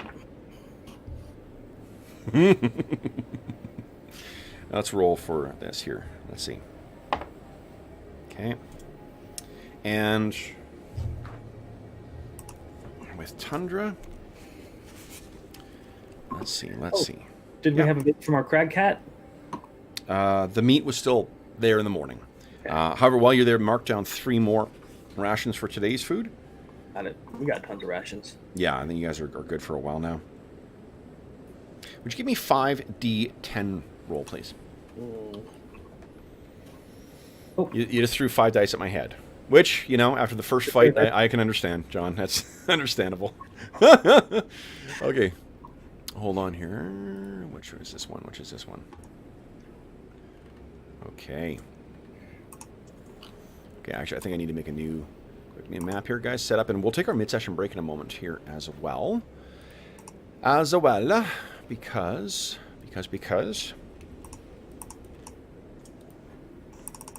we're about to dive into another encounter, possibly violent, possibly not, and it may benefit you guys to have your stalwart fighter companion with you. No, where is it? He's the reason we're alive. They had, so today, at least today at the time of recording, they, Roll20 posted on Twitter saying, you know, who's your favorite marketplace creator, you know, for creating art assets and stuff like that. And reminding me, I responded to call out Gabriel Pickard, who creates all the maps that we use, most of the maps, I should say, that we use in our games. But it is worth mentioning, again, for those listening at home, if you're curious about the incredible maps that we often use on this, Gabriel Pickard is a creator who not only does he have a huge variety of very, very cool-looking maps, he allows everyone to use them for streaming without any licensing or any kind of restrictions or whatnot. So not only is it really fucking cool maps to make use of, it's also, you know, it's free to use. So, Gabriel, on this Canadian Thanksgiving, I am thankful for your amazing maps. Now, how about I break from tradition here and actually name this one, so that when I put it in the archive, I'm not finding start, or start copy, or start copy, or start copy. Alright, here we go. Roll20 humor there for the Roll20 aficionados at home. Let me get you guys here.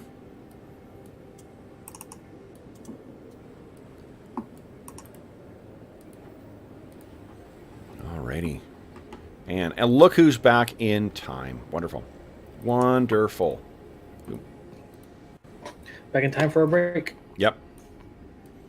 Okay.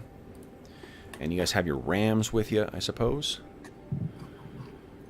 How many rams do you have left right now? You have a net of 1 effectively with you guys, right? Because you're down the pack thing, and then you were down 1, so 2 people had to be walking. So I'm just going to put 1 ram out. 2 rams out here. Pack ram and a walking ram. That sound right? I think so. Okay. And I'm still using that awesome Wayne Reynolds Dread Ram illustration for your pack rams.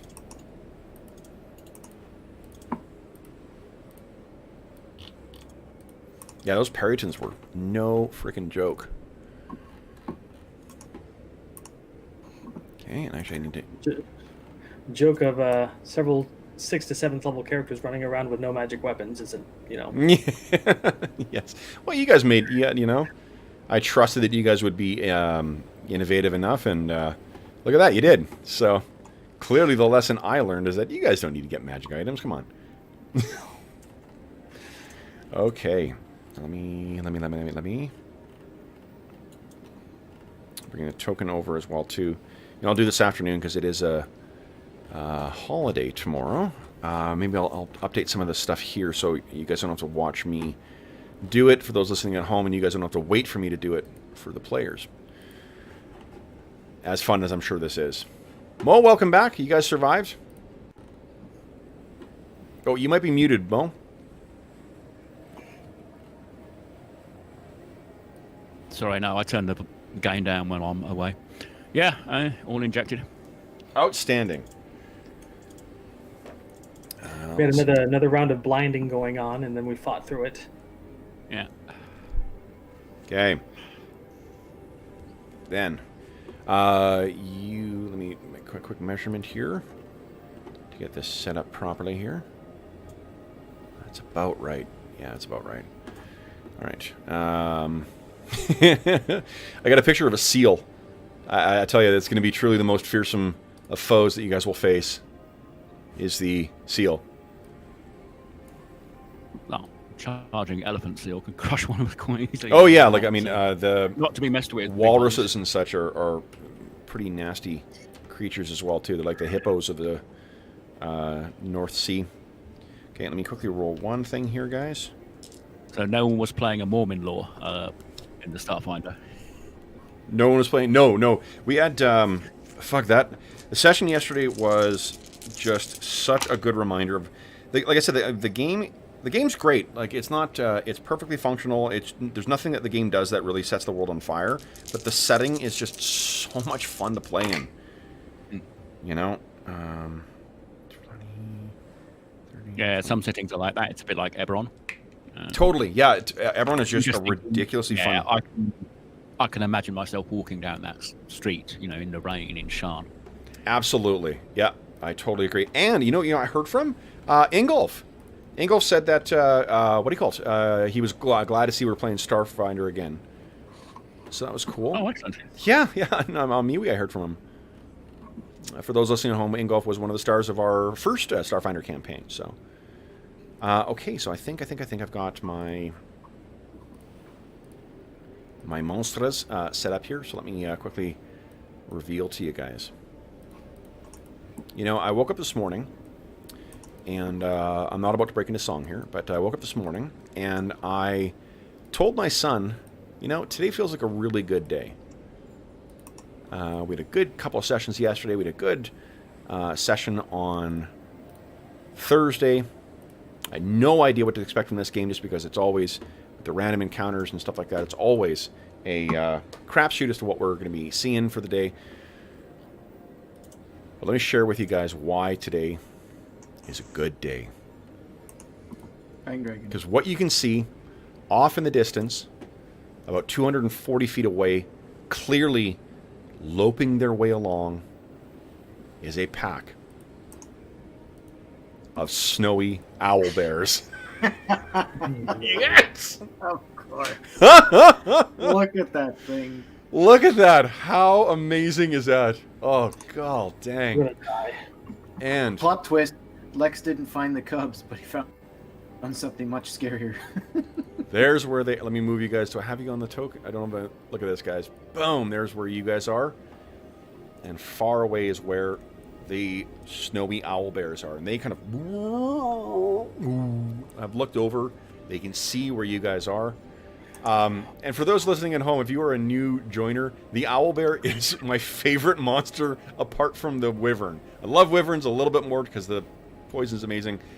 Although I probably owlbear would rank higher just for the sheer amount of things that I've had bought for me that feature the owlbear. So I will be so sure. many of them. There are 7 snowy owlbears off in the distance.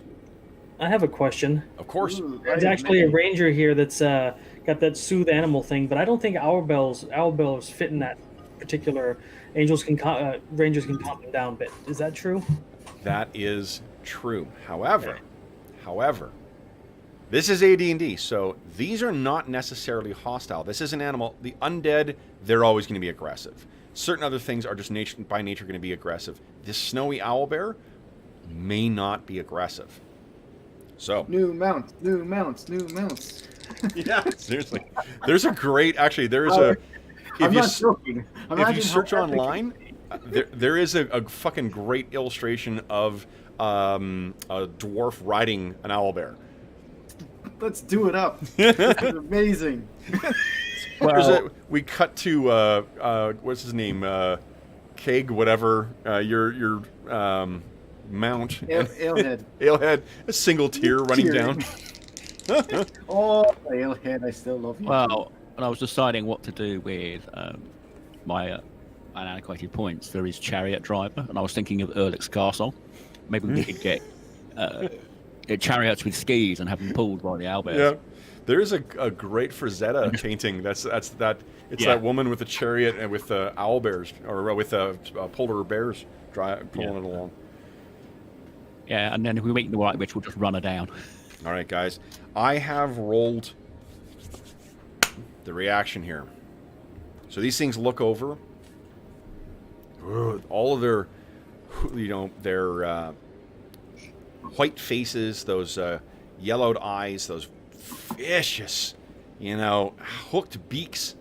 They look over and they squawk. And oddly, John, you as a ranger, you actually can understand what it's saying.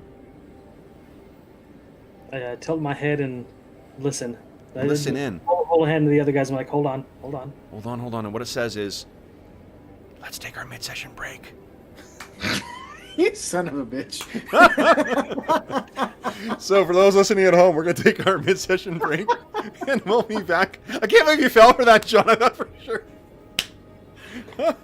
All right, we're going to take our mid-session break. We'll come back and see whether these snowy owlbears will be foe or friend. So back in about 5 minutes, folks.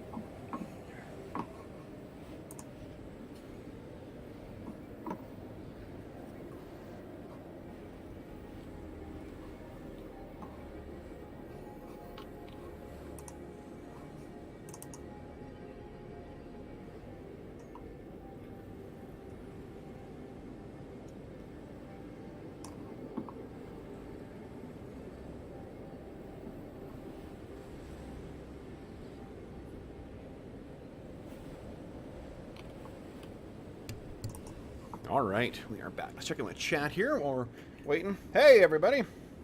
Let's see here. Fred, what's going on? Thank you very much. He wishes you guys the best of luck today. Cool Wolf, howdy, howdy. Welcome live. Ice King. Uh-oh, only 3 players. They got this. Hey, Brandon. Nice. You see, Brandon was in chat as well, too. No problem. Yeah, Grimm's absolutely more than welcome to return. Let's see here. They could use some magic missile. Absolutely. If I was camping and attacked every other night, I'd be carrying my weapons too. Oh, there you go. So you got some support for your Boba Fett approach, Mo. Hey, Hobbs is in chat too. Kill it with fire. Agreed. Agreed. The burning question: how much is a bit? Yes, you built. Yeah, I think you begin to see the reason for the very specific itemization in later editions of the game. Oh my goodness. Drink. Okay. Oh yeah, it's Mo. Ice King called out drink because you had some audio issue again. I turned it down. Anyway, I need to get a break before we go back, actually. Oh sure, yeah, go right ahead. That's hilarious. I just told my son's working on his car today. It's a long weekend, so he's tearing out the transmission and putting new transmission in. And I told him I finally got to use snowy owlbears. He's like, that's great. I'll grab 7 of them, though? Jeez. Oh. Hey. I wasn't kidding when I said he's waiting up. He sits on top looking down at us all the time. John got me this for Christmas last year. I can't remember if it was Christmas or my birthday, but it was one of the two. But thank you again, John. Got there late, though, so. Yeah. Stupid Awesome. customs. Owly the owlbear. Pretty awesome. I think there's an owlbear that comes in the Beetle and Grimm Rime of the Ice Maiden box set as well, too. So he will soon have a companion. Nice. Yeah. Pretty awesome. Oh, my goodness. Yeah, I love the owlbear. Oh, that's an awesome creature. Oh, great. You're one of the few people like the wizard that made him. Yeah. Oh my goodness. All right. So. What do you have? Do you have any other games today? No. No. I'm just going to sit back and relax for today. Very nice. You said you started playing Baldur's Gate as well, right? Baldur's Gate 3, yes. Yeah. You enjoying it? Early access is pretty good. There's a few bugs, but one thing I know as a player of any kind of game is save often, save a lot. Mm-hmm. Yeah, like every 5 minutes. Well, because we got tomorrow off, I've got Sunday nights are usually my if I don't have work to do. Sunday nights are usually my like chill out with HBO shows because there's a lot of stuff I like on Sunday evenings. They play. But after that, when that wraps up, I plan on playing Spider-Man until my eyes bleed. It's gonna be great. Yeah. I'm getting close to like halfway through that game, and it's really like one of my maybe my favorite superhero video game I've ever played. It's just a great mix of good game mechanics, interesting missions, amazing looking, and it feels like like a Spider-Man game. I'm still I thought it, but I was like, nah, I get Baldur's Gate 3. That's yeah. what I did my $60 for. Yeah. That's GameCube? Spider-Man, the Sony one, the most recent one. For the PS4? For the PS4, yeah, and then they got that like remastered one coming out for PS5. It is a really, really, really good game. Like everything, the gameplay is terrific. The adventures are terrific. The villains they're having, the suits that they have in it are fucking crazy, and the story is really, really good. It does. I was well, I don't want it for people who haven't. I don't want to spoil, but that twist halfway through was incredible. And I think like I agree with you. Gameplay both my partner and I, the very first time we jumped off a building and swung. Yep. Both of us just started giggling like little children because it just felt so right and so like easy and it's great. Well, and the variety of things you do throughout the game too, like there's some puzzle solving in some things, there's some combat stuff in some things, there's some so it's good that you don't get bored doing the same thing over and over again, so it's clever that it has all that different the elements of gameplay, and I like the reward of seeing your character get better at things. Like your stats, just your raw stats get better as you advance, and getting access to different like devices and powers and stuff like that is just great. And it doesn't feel like I was like chasing certain things to get to a point where you have to be competent. It felt like extra. It's cake, right? I like the character designs too. Like I think Peter and Mary Jane both look like normal freaking people, not like supermodels, which is much more fitting. And like Aunt May doesn't look like, you know, a 200-year-old woman that makes you wonder why the heck, how is she still alive? Well, and the thing that like, because my brain always goes to like, what do I learn, you know, from this about RPGs? The thing that I think is what it serves as a really good example of too is how to use licensed products and make it, you know, so you're not just playing through, but it's not a new story that maybe the players don't want to get involved with. Like, if I'm playing Spider-Man, I do want to deal with Dr. Octopus, and I want to deal with Green Goblin, and you know, I want to have those things. I want to fight the Shocker, you know, and it does a good job of making the story a little ways along, so that, you know, you're not playing through an origin story necessarily, but it allows you to experience those in a fresh way.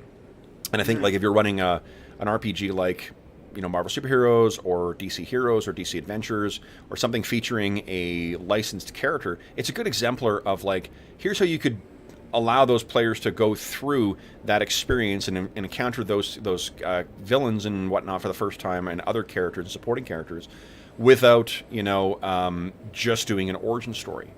You know, and it is what got me to pull out DC Heroes again recently and start prepping to run that, which is a fantastic RPG.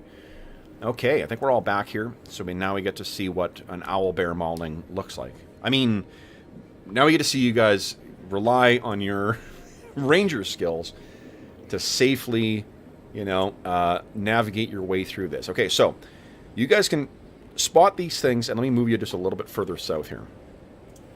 If we need to move everybody because things get bloody and ugly, we'll do that. But you can hear your rams are bleeding. And you can see these owlbears seem to be heading in that kind of direction. But one of them, you know, kind of half growls, half squawks, and starts kind of stalking over. It is not charging, it's just moving. I think maybe one more will Could we go as dump well. some of the rations and see if that satisfies them? I was thinking about doing that. What do you guys think? Yeah. Yeah, I'm gonna see this. Okay. Do they look like they're on the prowl, like in a hunting formation, or are they just? They're just stalking along, you know? I mean, like, I'm not sure you know much about how snowy owlbears congregate, necessarily, but... Do they, They don't look like... They seem to be loping along. Like, they're not... If you were to read, say, how a bear would be, again, like, it's not charging. It's just, like, lazily, kind of stalking towards you. Okay. I have animal lore. Could I roll if I know anything about these things? Not animals. Okay. Any of them look like more immature than the other ones? Like some are bigger, some are smaller? Probably, yeah. Okay, I figure we try to circle around them and just leave some rations. Okay. Well, there Maybe. are, like, the bulk of them seem to be staying with the pack, but there are two that are sort of stalking over. I'm saying stalking. They're lumbering towards you. They're not, like, you know, on the prowl like a dog or a wolf or something on the hunt. Okay. You know, Don't take any... No fast moves, guys. the rams are. Here's what you can do though. You've got animal handling? Handling and lore. Yeah, give me a handling check. Let's just see if you can keep these rams from freaking out. Got 1 point left, guys. We want to spend it? Well, one of them's Alehead, right? I could try it as well. You can try again. Yep. If you have animal handling, go right ahead. Oh yeah, I could. Hold on. Let me double check. I hit it on the head. I have riding. Are you? Never mind. Are you? So, Would you have been riding Alehead? I can think of in-fiction reasons why you would be, because you are slower than what anyone else is. Well, He's that's only true. 4. It'd be hard for me to keep up. Yep, so then why don't you give us a riding check then, please? Yeah, I assume Tom and Falcaril are probably taking turns riding. Well, the other one is a pack animal. There's 2 of you minimum that need to be walking. Success. All right, so you keep Alehead under control, which means there's just that other one that is starting to kind of, the pack ram is starting to act out quite a bit. But Cola, you're able to get Alehead under control. In spite of you saying that you want to abandon it in favor of owlbear mount. So what do you guys do? Falcar, what I can tell you is with your animal lore, this is not the stance of things that are attacking. You know, if they wanted to, if they were hungry or they were aggressive or they felt that you were on the territory or something like that, they'd be going directly towards you. This is sort of that, like, and again, like, have you faced owlbears yet in this campaign? No. So it's tough to I've sell. never faced owlbears ever. And the trouble with these things is with the reason in fiction that these things are so difficult to read, and it's not just like reading an animal, is that these are sorcerer's creations. So their physiognomy, their behavior patterns, their neural setup or whatever is this weird mixture of a bird of prey and a nocturnal kind of bird of prey, and an animal that's an omnivorous that also sleeps in weird cycles. So the psychological makeup is really tough to judge. There's a saying about owls that they're cats with wings, and they're just pure evil. So. Okay, there you go. For owls? Yeah, for owls. Oh. They look cute, but yeah.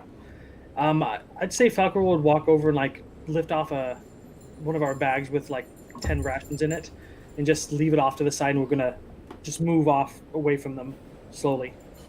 Okay. So, and you're just like tossing it on the ground? Setting it on the ground, lifting it open so that the meat's visible, and just backing away. Sure. And moving everybody to the side. Okay. So they continue, and one of them seems to kind of smell it and does like the whoa, and continue moving towards you. Yeah, we want to go this way, guys. Okay. And is it kind of near this bush is sort of where you toss the meat? About right over here. Okay. Okay. So they continue lumbering over. One of them gets to the meat first. You guys can move yourself as well. They're not like racing, but sort of, with one of its huge paws, and like one of its paws is easily the size of like, half of your chest. And with looking like literally long razor sharp claws. The owlbear is even more fearsome because it's not just like talons like a bear. They're sharp and hooked like the way it is for a bird of prey, or for an owl rather. I actually don't know. Are owls birds of prey? Does anyone know? Yeah, they are. Yeah, okay. They are. They're purely carnivorous. But they're not raptors. That's what I'm thinking. So raptors are like falcons and hawks and things like that. But actually, the falconer can train owls if I chose to. They're just a little bit harder. Ooh, okay. So, I know how vicious owls are, and they're You know hard. what? Why don't you give us an animal handling roll? Because you're a falconer, specifically because you're familiar with that. I've got the falconry skill. Yeah. Okay, so let's do a falconry skill, please. Okay. No. So I didn't roll a. So he reaches his hand out with the leather thing on it for the falcon to land on it, and it bites it off. No. So I just know these things. We don't want to mess with them because. Yeah. So the one gets in there and kind of bats it open, and the meat kind of scatters across, and the other owlbear walks forward and they both start like picking at this stuff. The rest of the herd or pack or whatever continues to sort of like lumber along in the direction that they're going. But unless you guys do anything else, you guys are able to make your escape. Do not want to piss off owlbears. Now, one thing you should bear in mind, the thing I'll mention as well too for owlbears, I guess owlbear in mind, the owlbears that these species in particular are way bigger than a normal owlbear. These things are, if they reared up, they would stand approximately 12 feet tall. And they got to wear, like, thousands of pounds. So, yeah. No, Now, thank you. if one thing to bear in mind, I guess, Falcarel, is the tribe that you come from. They have a saying as well that a fed bear is a dead bear, because they will often follow after people. If you feed bears, they will follow after and try and expect to get that from people again. So you may want to be mindful that these things may follow. So you're going to want to try and make sure that your path or whatnot is hard for them to follow. Yeah. Okay. I'd rather them trail after us and dodge a fight now versus. Yep. Yeah. Okay. I mean, I hope they don't meet up with our other friend. But they're our bears. These good ones are traveling in a pack for some reason. They might be able to just hunt and leave us alone. It is unusual that there's that many together. If it was bears, it would be unusual that you'd find that many together unless there was, some den or something nearby. But in any event, you guys are able to leave the snowy owlbears behind without incident. So, I really want it. let's go back to our map here. If it had been 2, I would have been okay, but 7? No. Yeah. No. It could have been 1. Like I let you guys what you were rolling for percentiles to see whether it was a whole pack of them or it was just one of them. You guys generously offered me a whole pack of owlbears. So, all right. So that is a what do you call it? You guys are able to get away. Yeah, and that is just as a exemplar again for how old school games kind of differ from it. I rolled randomly to see what their reaction to you would be, and they were indifferent. So, and unless you guys had done something foolish, they didn't really care about you. So, good job reading the situation, guys. This happened also like within an hour and a half of you guys leaving. So you spend the rest of the day sort of keeping an eye out behind you, but you guys are able to make it to this little tendril of the river that goes off. So you can find a point where the river forks and heads northward. Now, you still have a little bit of time yet. You could travel. What you can see on the far side of the river there, guys, is of course that the terrain seems to get quite hilly. Or you can cross through the river here and then try and navigate either through or around that heavier terrain, or you could head north and try and make your way around. What are you guys thinking? Well, is the river completely frozen over? Or is there like a trickle of the stream in the center? Too early in the season for it to be solidly frozen, so you'd have to make your way out. It would be a risk going across the ice. Now, with the magical cold and all the influence of the White Witch, maybe it's frozen early. What your instincts tell you is that absent the influence of the White Witch, this is way too early in the season for this to be frozen solid enough for you to safely cross with a pack ram.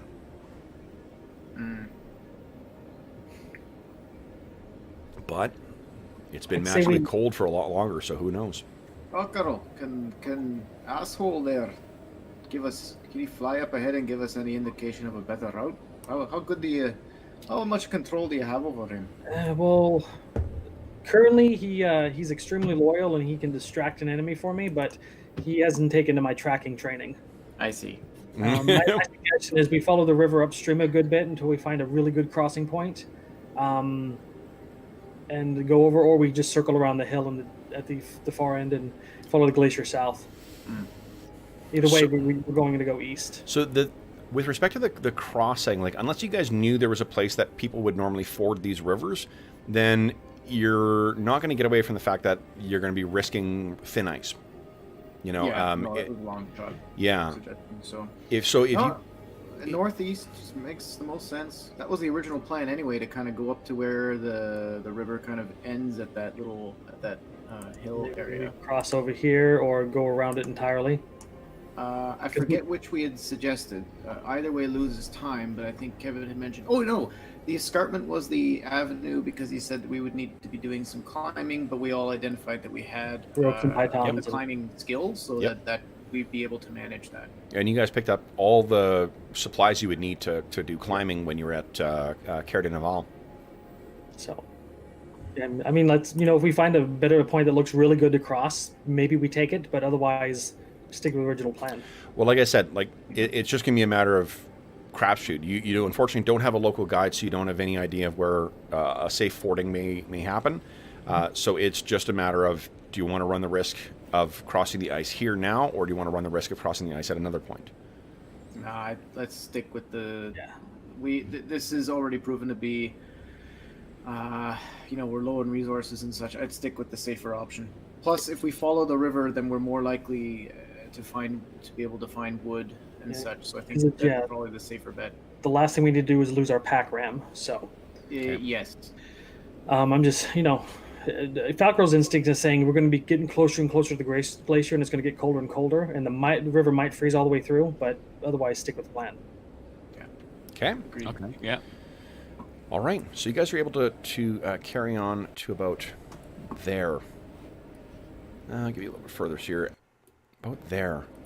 And Tom, would you kindly give us another percentile roll? Let's see if you did find firewood earlier during the day. Let's see if you managed to stumble across more firewood. Do you want me to do that, or you? Yeah, you've been the firewood guy, right?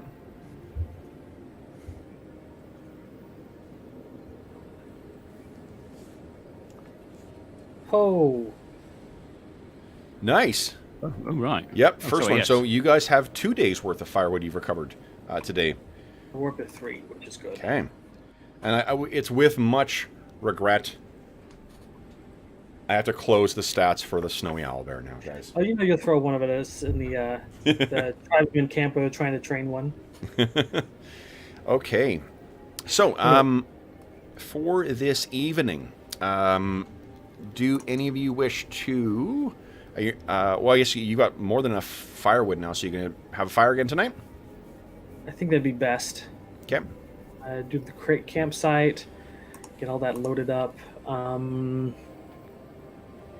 then I think we're pretty good on health, right? Yeah. Okay. And standard watch for you guys, so the... Yeah. Okay. Full revenue of healing spells in case we need it. Okay. All right. So then, guys, the evening... let's roll and see what the weather's going to be like first for tomorrow. And we'll talk about what happens tonight. What terrible, horrible, awful thing happens tonight. Measure. Nice. Oh, Okay. no. Oh, well, no precipitation. The No wind. wind has slowed a bit, so the wind is only moderate, but it is a clear sky this time. Oh, wait, hold on. Yeah, it's, no precipitation today either. All right, so the snow, it's a little bit windy, but it's clear sky, and there's nothing falling, so that means the evening carries on much as the day has, and it otherwise passes uneventfully, guys. Okay, cross off one more ration. Each, okay. And I already crossed the 10 we left for those owlbears. Okay, yeah. And we would have left some for the crag cat if it came. Okay. Give us a percentile roll. Let's see if the crag cat came. 7? A 7. It did. Yeah, it ate all 5 rations. Okay. Give me a D5 roll. Okay. Let's see how hungry it was. It ate 4 of the 5. Okay. We're at 40 rations from our meat now. So. Okay. I mean, none of you witnessed the crag cat coming, so it may just have something ate the 5.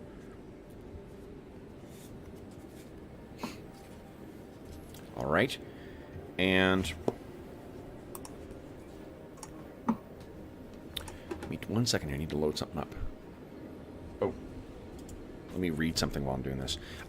In the morning, Tom, why don't you give us a percentile roll to see if you find more firewood? Holy shit, yeah, again. Nicely done. Okay, holding steady at 3 days then. Hmm.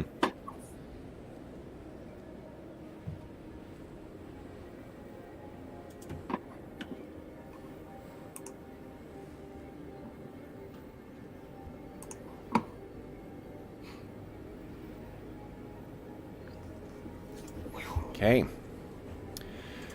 So, with morning coming, you guys are getting your stuff packed up. It looks like it's going to be a pretty easy day to travel. There's been no sign of those snowy owl bears following you. And read one thing here.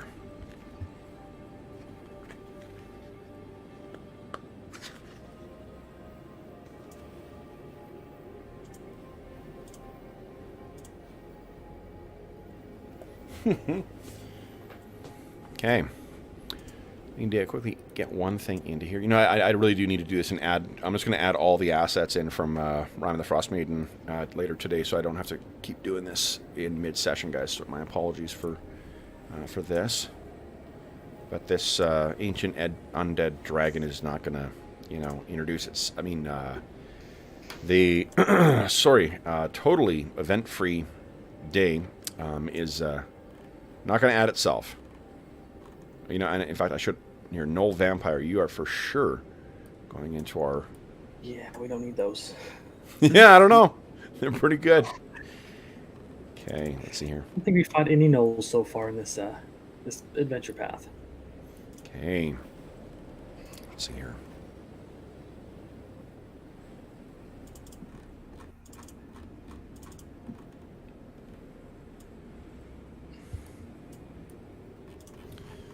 Okay, I see. I'll get one more thing here. Rime of the Frostbane is just so much good stuff. Jeez. Like for this particular campaign, great assets, great art assets to add to it, great ideas to add to mix it up. Really like it. Really like it.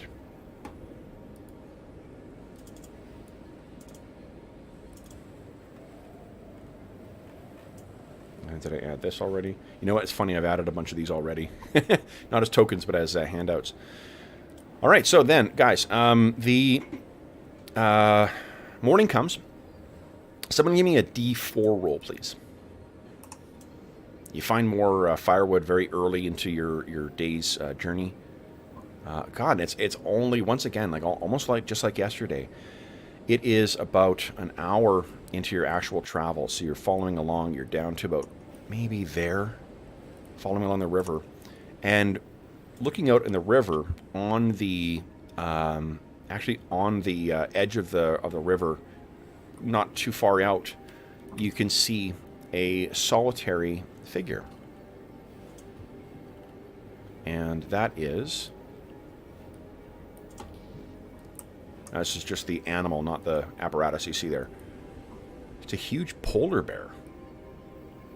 That seems to be there breaking through the ice, and it's splashing down, and you can see it maybe snags up a fish.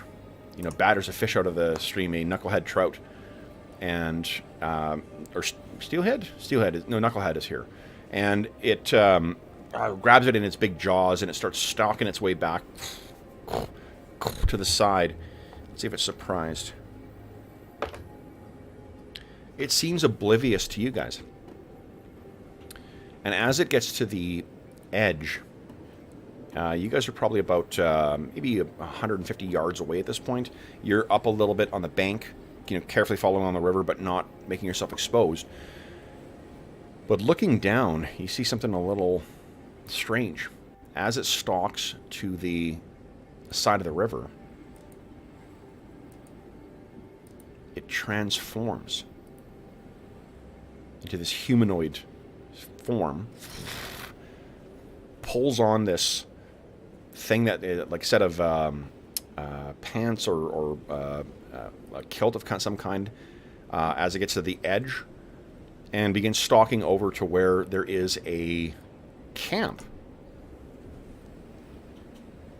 And you can see there's a little camp going there.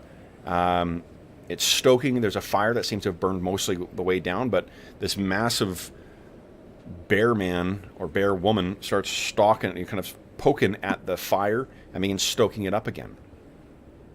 This is even better than owlbear mounts. So, is the camp on the other side of the river or on this side? Your side of the river. Well, Don't screw this up, lads. this is the perfect mix of wild and civilized. That's, we should go say hi. Maybe don't call them that, though. Now let's quickly run through the different ragged tribes as well too. You mean the bear tribe?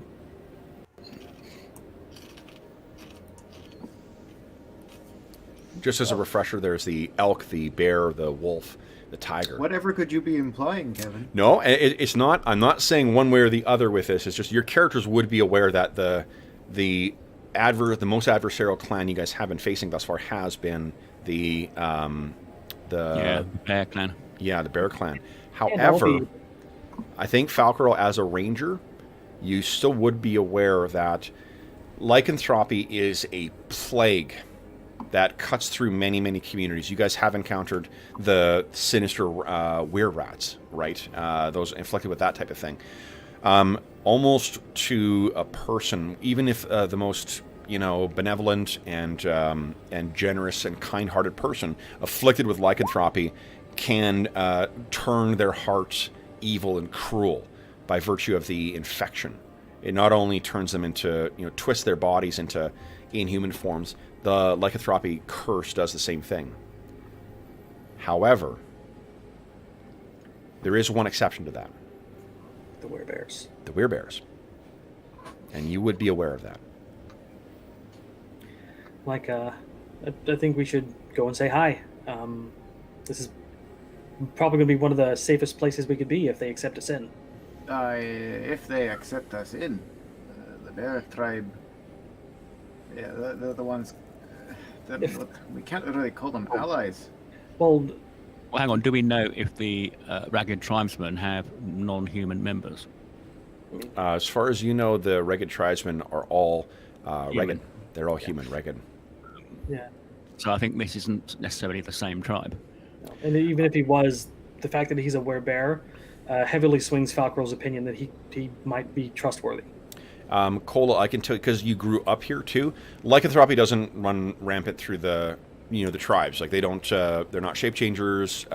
If, just like any other tribe, if someone becomes infected with lycanthropy, they are tried to be put down because they are a huge danger to the rest of the tribe. Oh, I see. So maybe I would think that this is maybe potentially an outcast.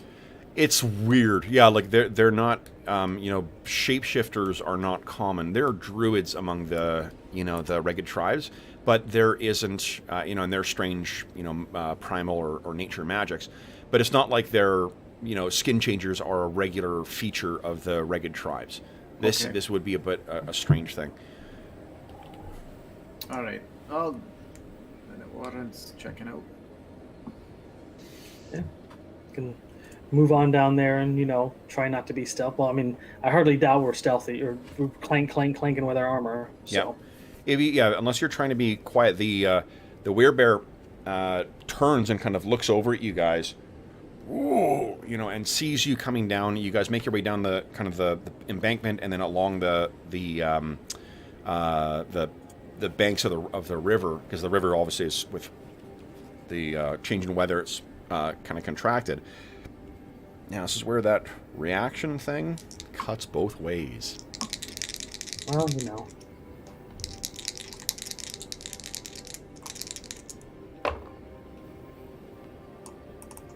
Okay, so as you go, who has the best charisma reaction modifier? Too, I'll let you guys get the benefit of that. With me with my gruesome scars, should not be considered. I have a 15 charisma, but that just makes my base reaction adjustment a -1 unless I'm intimidating somebody. Okay. So I've got a charisma of 14, base loyalty +1, reaction adjustment of +2. +1. Okay. yeah. All right. So you guys are making your way along. This thing seems to be busying itself with the preparation of its meal.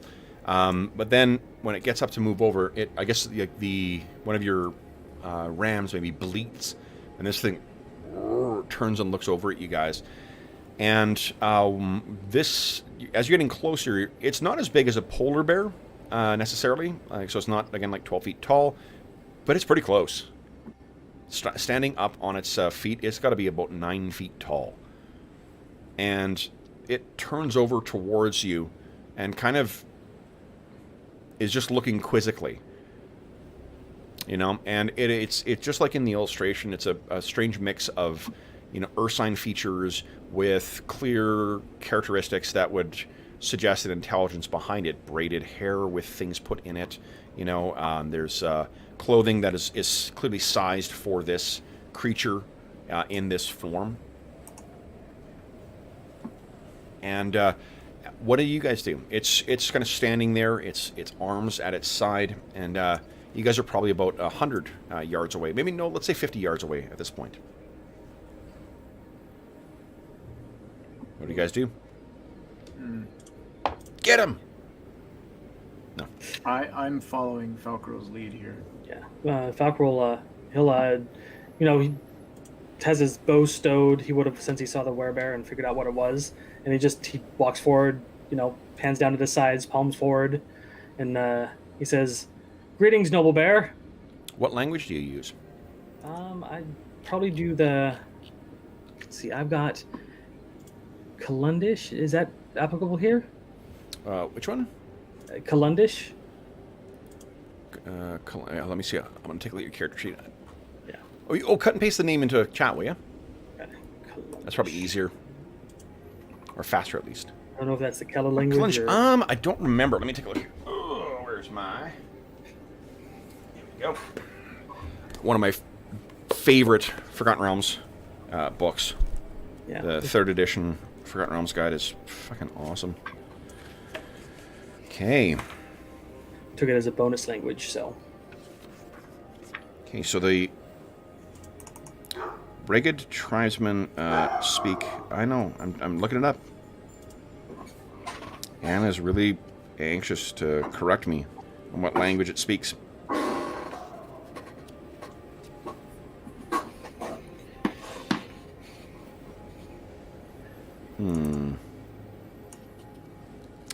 It is. I think it's Tegan, actually. I'd probably say common instead if I. Sure. Yeah. I'll take a look. Oh, you know what?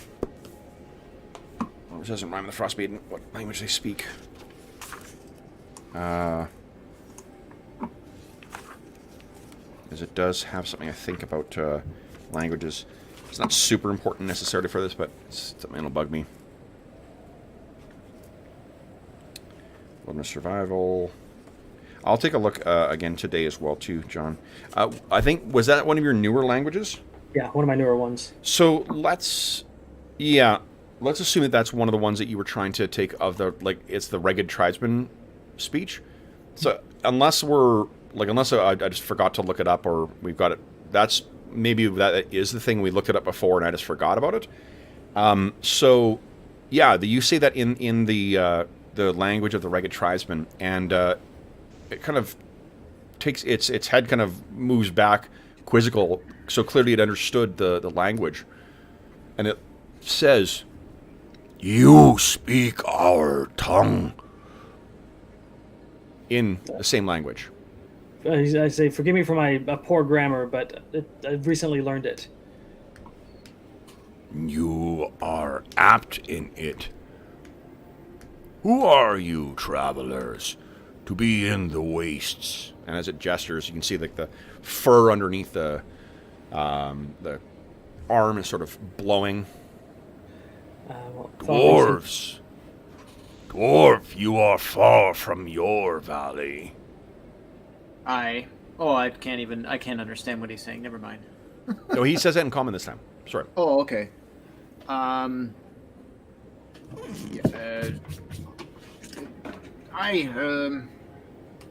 don't even know what the heck to say. Just tell him the truth. Fortune or misfortune, one way or the other, has brought me away from my people and out into here. He nods. You were cast out. Manner. And I'll nod to Falcarol. In a matter of speaking, aye. For crimes? For actions that were unavoidable, and yet, despite that, were nonetheless considered crimes among my people, yes. He shifts his stance. The wastes are the home for the outcasts, and those among us must share. And he steps and kind of gestures to the camp. Make yourselves warm by my fire. I am Osten. Come, I have fish. We will eat and share warmth together. Falcor goes, thank you, Orsten. We bring ram and reindeer meat to share. Ram?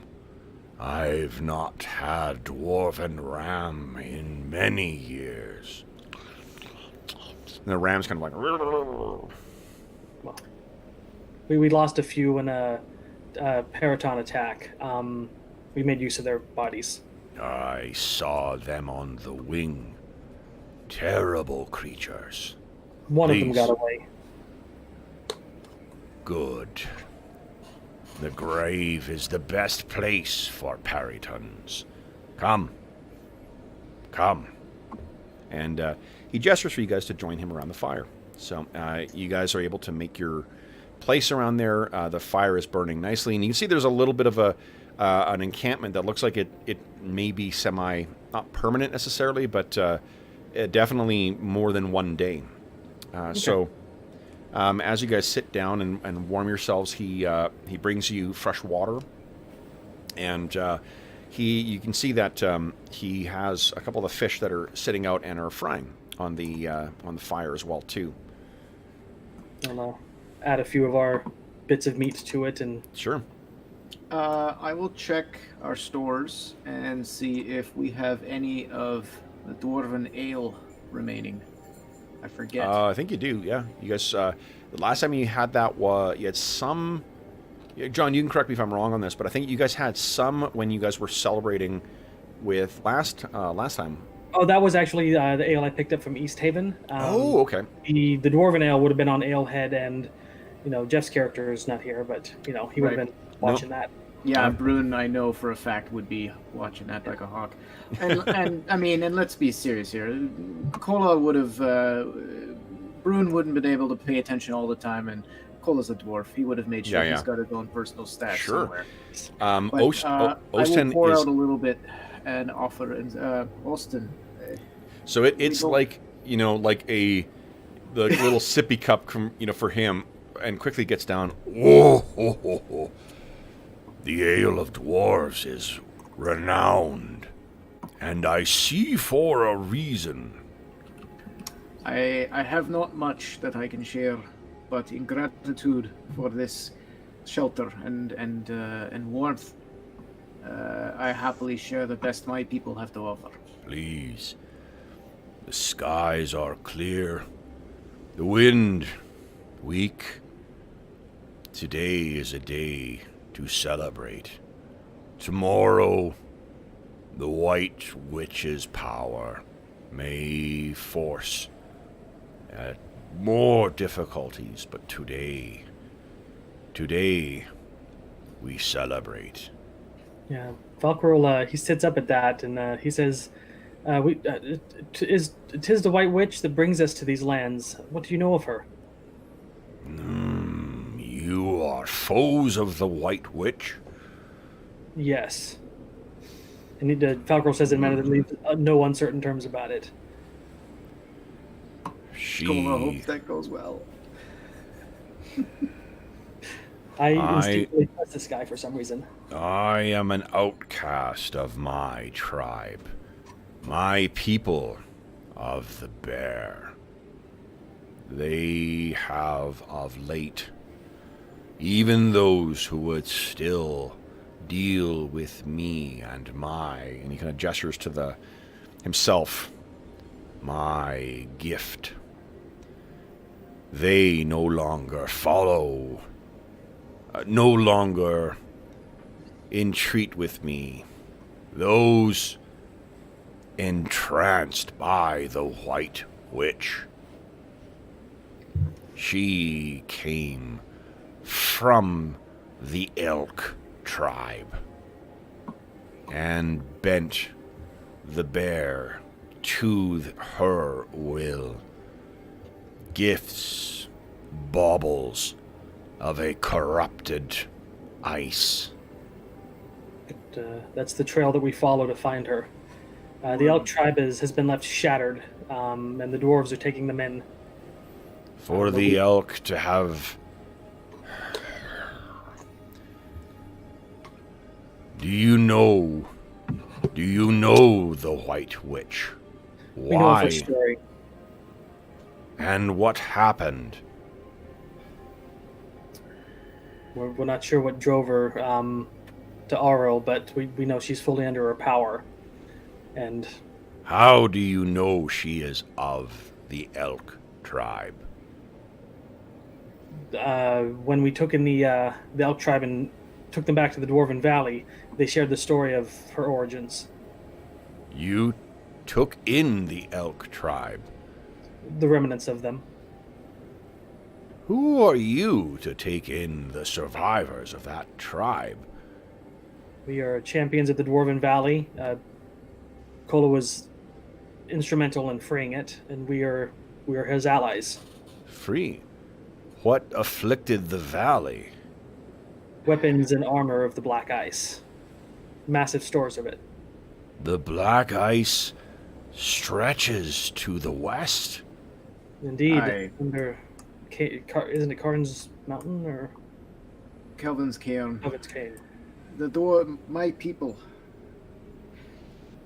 and specifically my kin, had fallen under the influence of this black ice, And they were forging it. and The ice comes, and he looks up in the northwestern direction, from the cairn as well. This ice can be found to the east, too. well, that's not good. I suspected as much when we were attacked a few days back by tribesmen of the bear that were frostbitten and worn, and obviously being worn by the winds. Those driven mad and senseless by the black ice. Well, yeah, we put them to rest. How did she come to be corrupted? Was she sent by the elk to defeat the bear? From what we know, she had fell in love with Olaf. And who is Olaf? Olaf was, I think, from the Elk tribe. Olaf was of the Elk tribe, and Hedrin, I believe, was her name. Hedrin. Yes. Olaf died somehow. There are whispers about Hedrin's kiss might have been what killed him. Hedrin is also a daughter of the Elk tribe. So it looks like they were both touched by the gods, but I think them driving them out brought it back. Who drove them out? The Elk tribe. They spurned both of them. They spurned? So that's actually not accurate. The shaman, let's see, had a son, Olaf. Olaf had trouble finding his place in the tribe. Was not blessed by the spirits. The only one who was cast out was her. That's what you know. Yeah, just so Olaf was seeking his place, and he found it with Hedrin. So I try to relay that to him. So his shoulders kind of slump and his head goes down, and she says, "She was an outcast too." Seems so.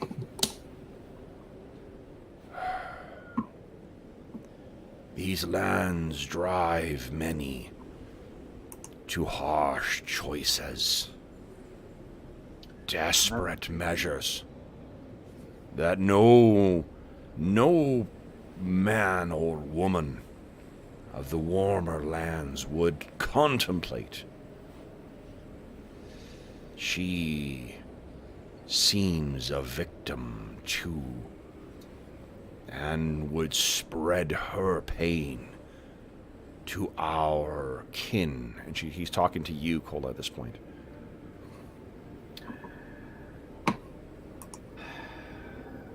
This pain, it does not discriminate in who it targets and whose lives it will destroy. And trust that I understand exactly the difficulties of the choices and the types of choices that this black ice and its influence will put on those of us afflicted by it. He kinda Choices that rears up. have awful consequences and yet have no other alternatives. The dwarves have long stood against the Bear Clan. Are you a foe of the Bear Clan, Cola?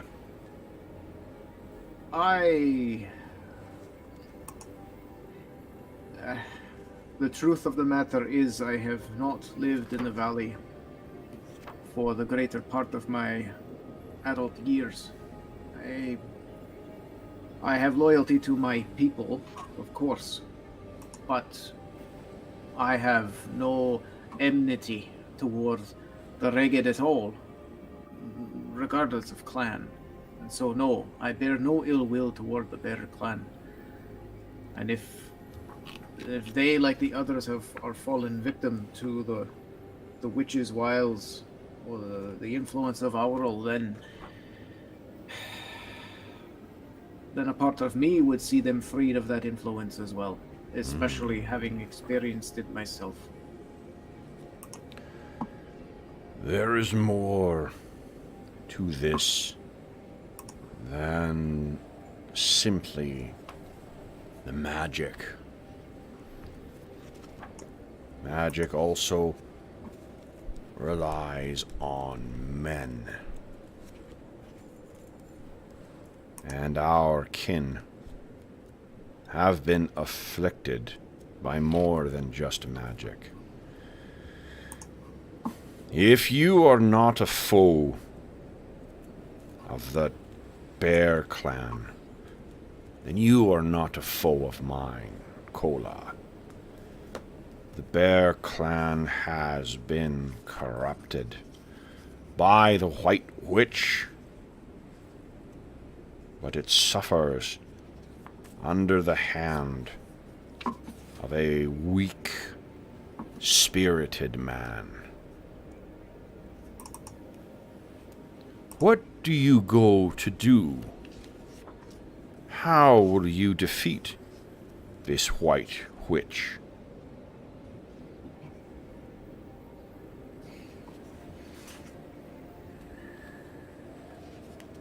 Well, the surest way I know how to eliminate a threat is to remove the head from the body. And how do you plan to do that? Simply remove her head? If it comes down to that, I doubt she's in a place where she will take to reason. But getting to her is the trouble. Indeed.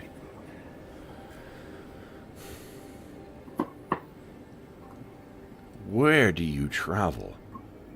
To Evermelt. Where is your... You would go to Evermelt. Why? That is where everything points to. We haven't told him about the dragon. So Valkyrie will tell him that the last time we saw her was after we buried a large portion of her army in an avalanche and she showed up flying on the wings of what is it, icing death, the revived form of the dragon. So we think Indeed. they're at his old. I have seen something aloft, but it seemed no solid creature. It appeared to be skeletal.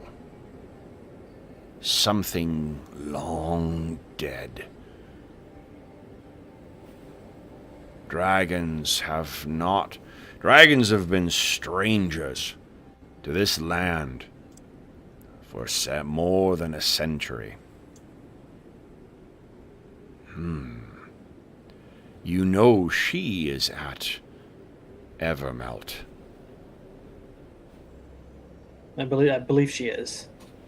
And the tribe of the bear? Most likely guards it. Then Gunvald Halregsson. He will be there with her. He is weak in spirit and unfit for the tribe.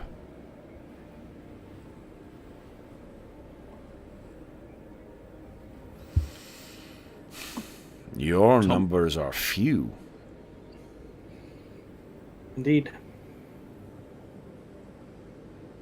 But you would still travel, knowing her power, knowing her dragon awaits, knowing the warriors of the bear tribe will stand against you. I know my path. I choose to walk it. You would still do all of this, knowing all that stands before you. I would. Why? I was brought to this land by Solinar, and Solinar guides me. I do his will. And you, dwarf, you have no friends in the tribe of the bear. Why?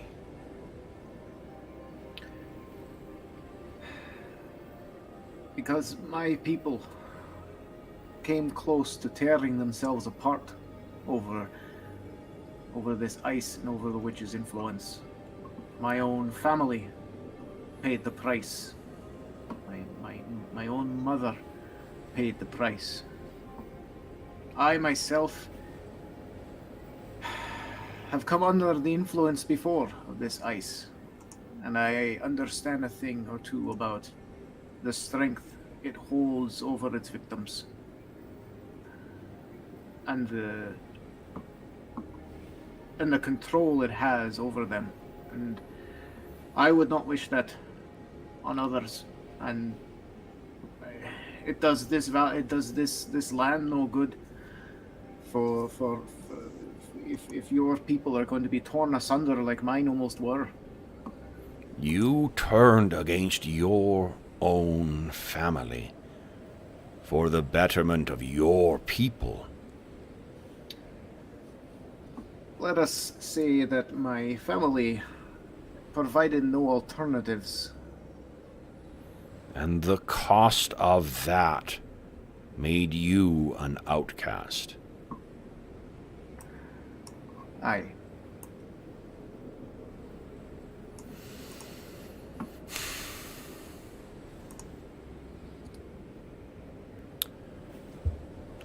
Tom's going to mention that we seem to have faced presumably an avatar of the witch a few days ago. You did.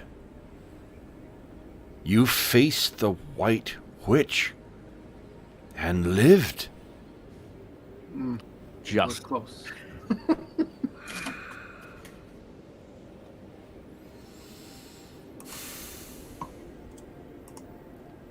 It seems that this land may have brought me lessons. You would fight for your people, or those of the 10 towns, and for the tribesmen too. And you, Kola, have paid the price of family and standing. You bear the mantle of outcast for helping your people, and you would still do the same?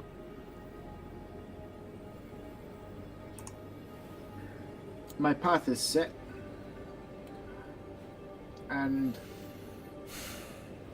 I feel that Clangeddin, my god, has called me to do this work. I don't think my task is complete. And I think perhaps because I have a unique perspective on this. There is a bigger picture to be had, and self-interest in keeping in mind in our own affairs as people or families or clans will do us no good if this witch is able to divide us and destroy us by one by one.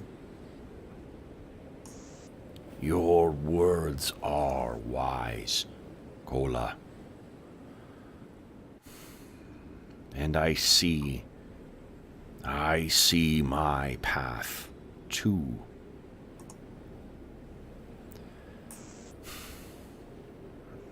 You and I, this land is our home.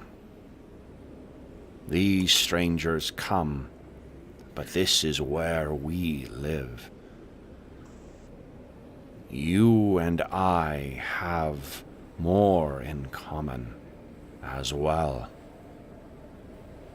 Before I was outcast, my name was Osten Gunvaldsson. Gunvald Halregsson,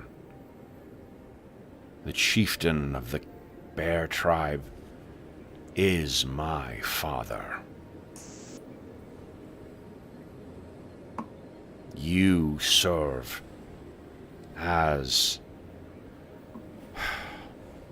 a lesson of the cost that freeing our lands of this evil will require. If you would have me, I would come with you. My path and the cost and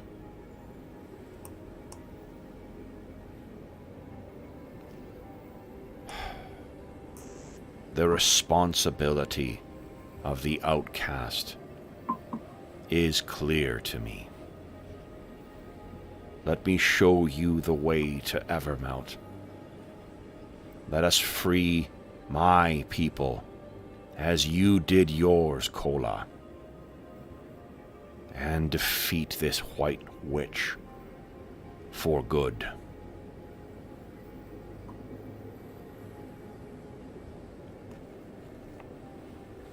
I will look at the others. But I'll kind of give a subtle nod to both of them. Falcarol clears his throat a little bit and he says, both Kola and I were given visions of what would occur if this issue was not taken care of, that the cold and wind would spread to the entire world. And a bear took a prominent role in my vision. I think we were led to you. I would welcome your company. And Tom? Yes, we've faced her before, and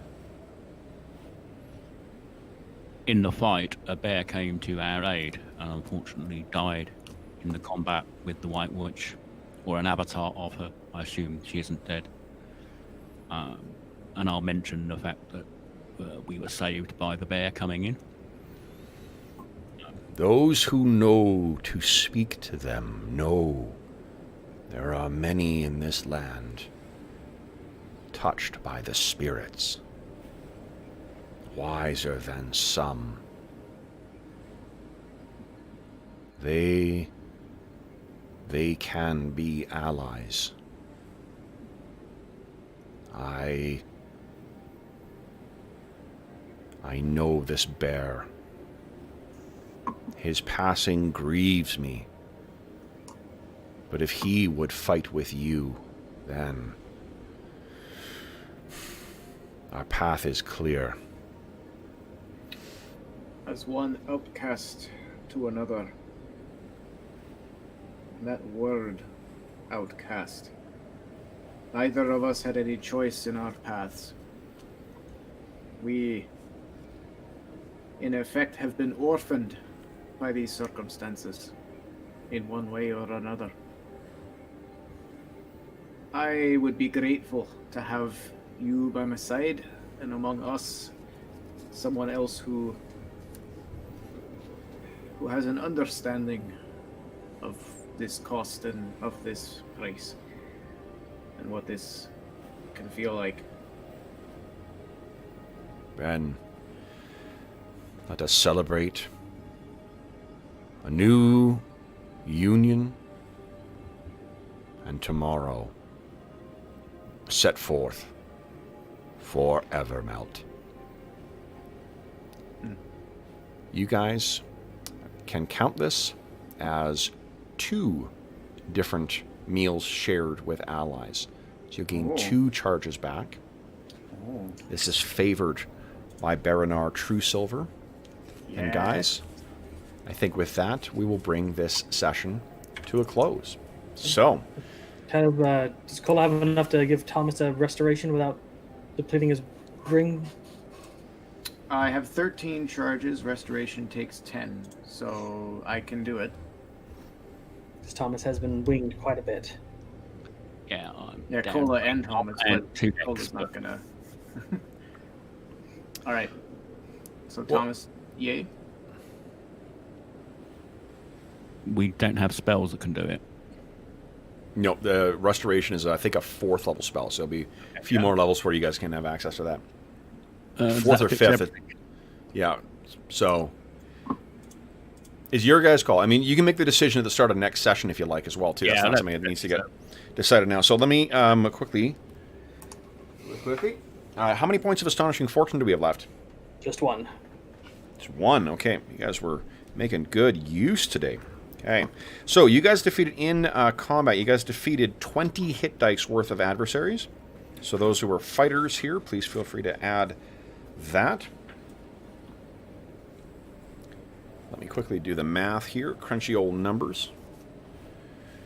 So this was a random encounter as well, too. But it is hilarious that we now have 2 werebear PCs or NPCs in the 2 campaigns that we're running. I was just thinking about that. Yeah. It's great that we got... I'm excited about this. This is cool. And I like his voice, Kevin. It's Thank you. It's I very like that close to what I slow- use for the Stone Giants. It's just a little less grating on my throat. And honestly, you know what it is? It's my effort to try and imitate the Great Owl from Secret of the Name. It's my favorite voice performance in any fucking animated thing ever. It's the greatest, so... yeah. Well, I'm glad to hear you like it, though. Thank you. All right, guys. now I'm gonna have to look that up because I don't remember it. The Secret of Nim? I can't remember who the actor is who does it, but oh my god. Search up the Mrs. Brisby and the Great Owl, and that scene Yeah. itself is just fucking incredible. Okay, guys, holy shit. John Carradine is the actor. Okay.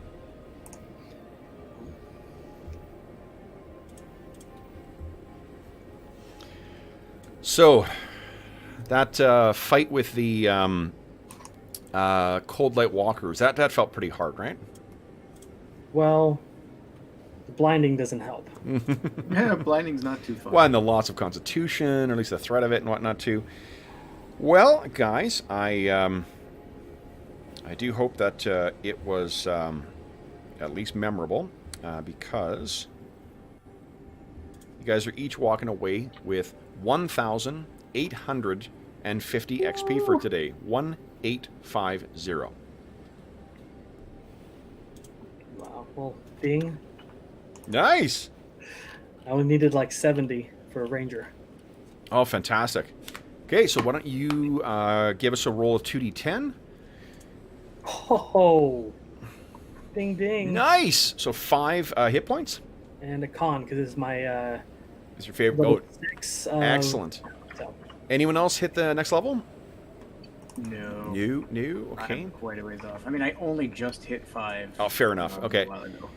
All right. So then, for those listening at home, thank you so much for joining us for session 50. No, not 50. 36 of our Legacy of the Crystal Shard campaign. We hope that you've enjoyed this session. A very cool development with the werebear showing up as well.